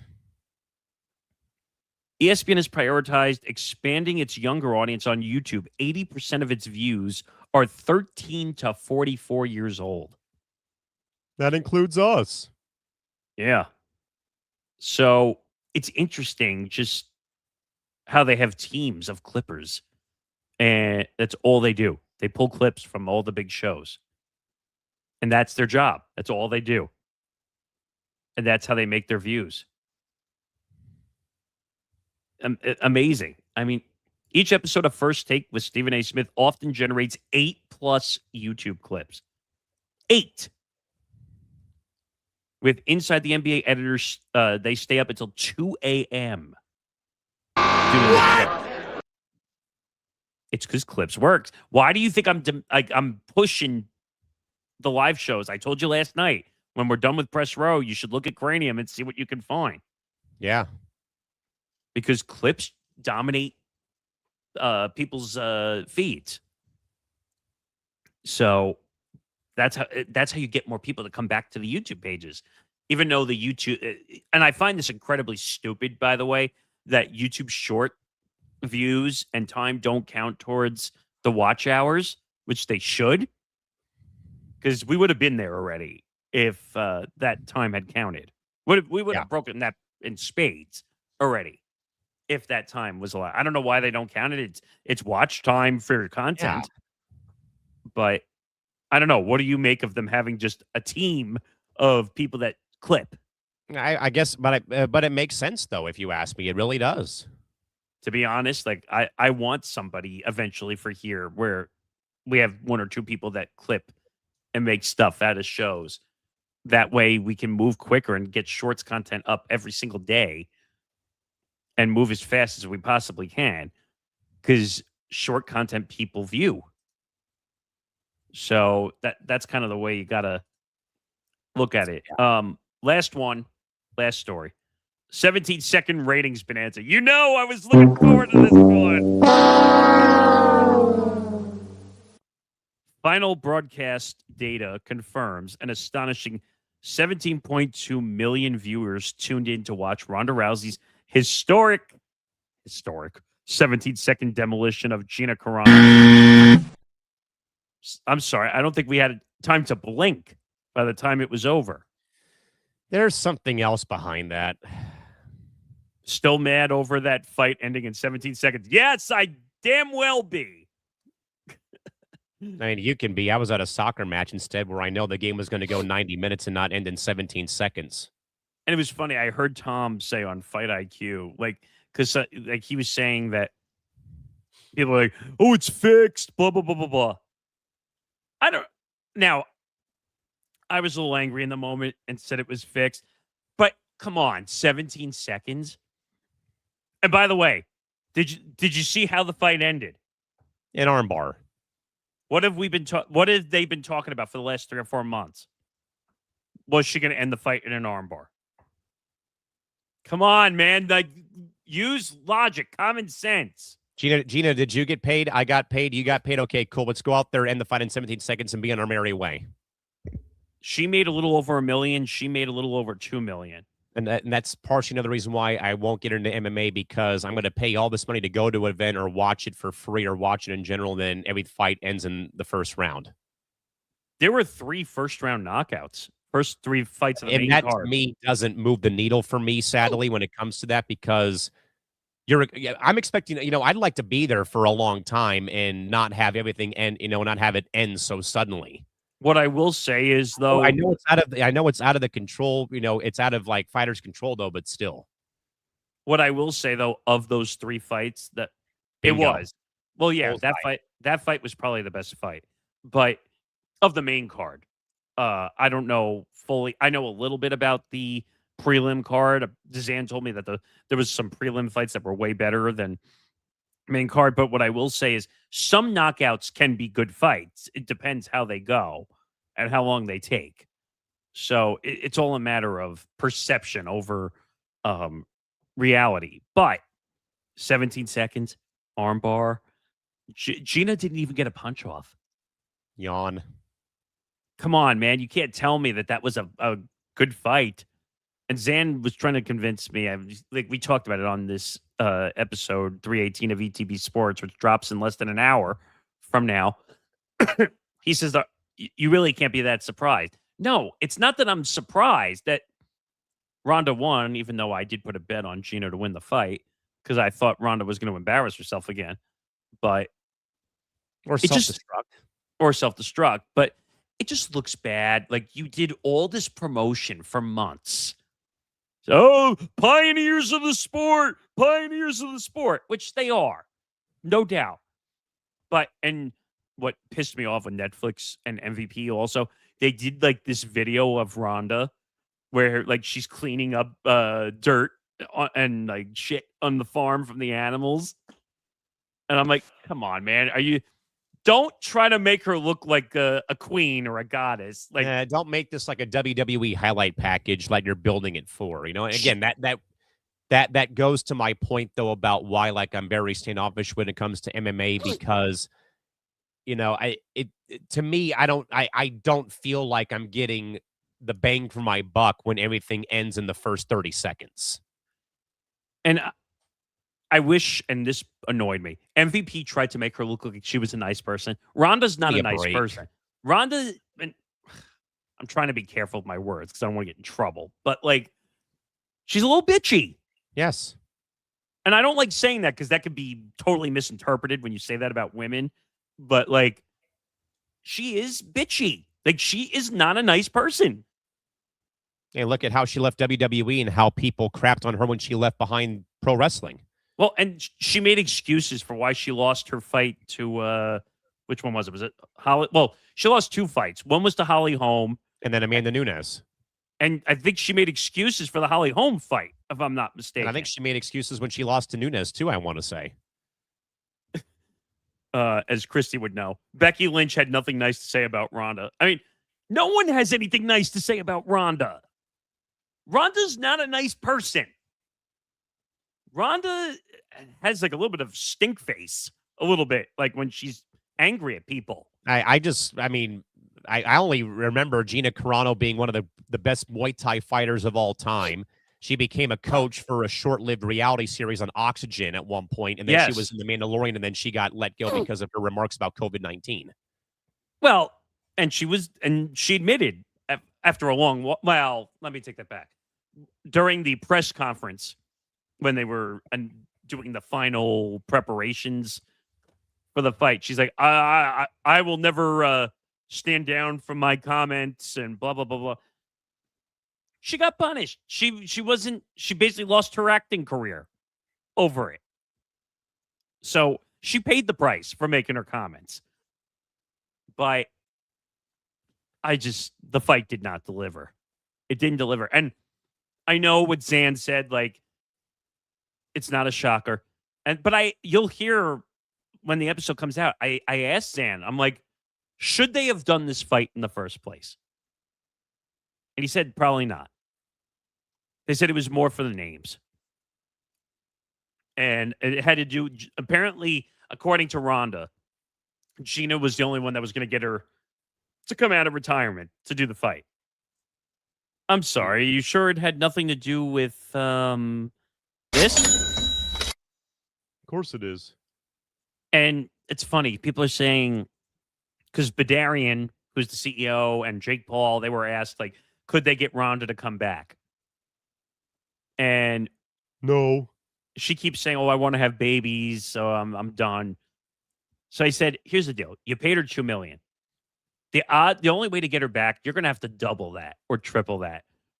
Do you really want to pay $5 to $6 million if she's going to take someone down in 17 seconds again?" No.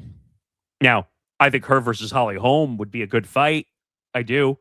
But here, Holly Holm's fighting Stephanie Hahn in a couple of weeks in El Paso in a boxing match. Right, but Holly Holm has looked like shit the past couple times she's gone out, and even Zan said so. She hasn't looked good. The fight that everybody would want is Ronda versus Cyborg. Holy cow. Because, first of all, she wouldn't stand a chance against Cyborg. No. That's the fight. That would be incredible. Now, you're going to have to pay the two of them because they're both big names, but what hell of a card are you going to put below it? Because you can't just have one fight. Yeah. I mean, if they could get John Jones and who was the one they were saying during the fight? I'm forgetting the name all of a sudden. But you're asking the wrong guy, my friend. I'm trying to pull up the MVP MMA card because if I look at it, then I can tell you who it was. But here it is. It was Francis Ngannou. They were talking about maybe getting Francis versus John Jones, which that would be an incredible fight if they could somehow pull that off. But they'd have to get John Jones out of his UFC deal, which is going to be nearby impossible. Virtually impossible. That's Dana White you got to deal with. But yeah, that will pretty much do it for the show. Before we go, one last reminder. Go beyond the highlights with a personality-driven look at the games you love. Join Sam Bando for Bando's Breakdowns every Friday at 3 p.m. Eastern, noon Pacific. Zan dives deep into the tape, focusing on bracket-busting collegiate performances, individual brilliance on the court, and the trending news that everyone else is talking about. It's a masterclass in sports commentary that prepares you for the weekend ahead with expert analysis and a point of view you won't hear anywhere else. Make sure you tune in Friday, 3 p.m. Eastern, noon Pacific, only on the Empty the Bench Network. Make sure to subscribe to our YouTube channel, youtube.com/ETB Network, to watch. Whew. Yeah. So that'll do it for the show. Another journey through the world of business and media in sports. Anything else before we end the show? No, we will have the interview with our man Tony Farmer up later, probably sometime tomorrow. Again, he gave us about 30 minutes to talk about the whole issues with Russini and Vrabel and what have you. And we will do this, folks, all over again in 1 week's time to end the month of May on May 27th at 11 a.m. Pacific time. Holy crap. It's almost the end of May? Jesus. Good Lord. It's almost summer. In summer. Can't wait because we're actually getting a pool in our backyard. So I'm looking forward to it. I don't have to go to a public pool, which I would never do anyway. You like that? You like that? What was the name of the movie that had the Baby Ruth bar floating in the pool? Oh, God. Was that Caddyshack? I think so. Where they're all running and Judy! And then the cleaner at the bottom of the pool finds it and puts it in his mouth. Yes, Caddyshack. And the woman passes out, but it's actually a Baby Ruth bar, which they didn't realize. I'm all right. Pool party, yes. But that'll do it for the show. Follow the show on social media at Press Row ETB across all social media platforms, Twitter, Instagram, maybe TikTok someday. Follow the network at ETB Network, Twitter, Instagram, TikTok. Subscribe to our YouTube channel, youtube.com/ETB Network. Thank you to the close to 200 people that watched the show live today. Gladly appreciated. Thank you. Subscribe. We have some more stuff in the pipeline, so make sure you subscribe, hit the notification bell. That way you get notified of everything we're doing, whether it's this show, all our other live shows, and everything else we're doing for the network. So, for Callan McClurg, I'm Nick Morgasen. Have a good day, everybody. We will see you next week for another edition of Press Row. Have a good day, everybody.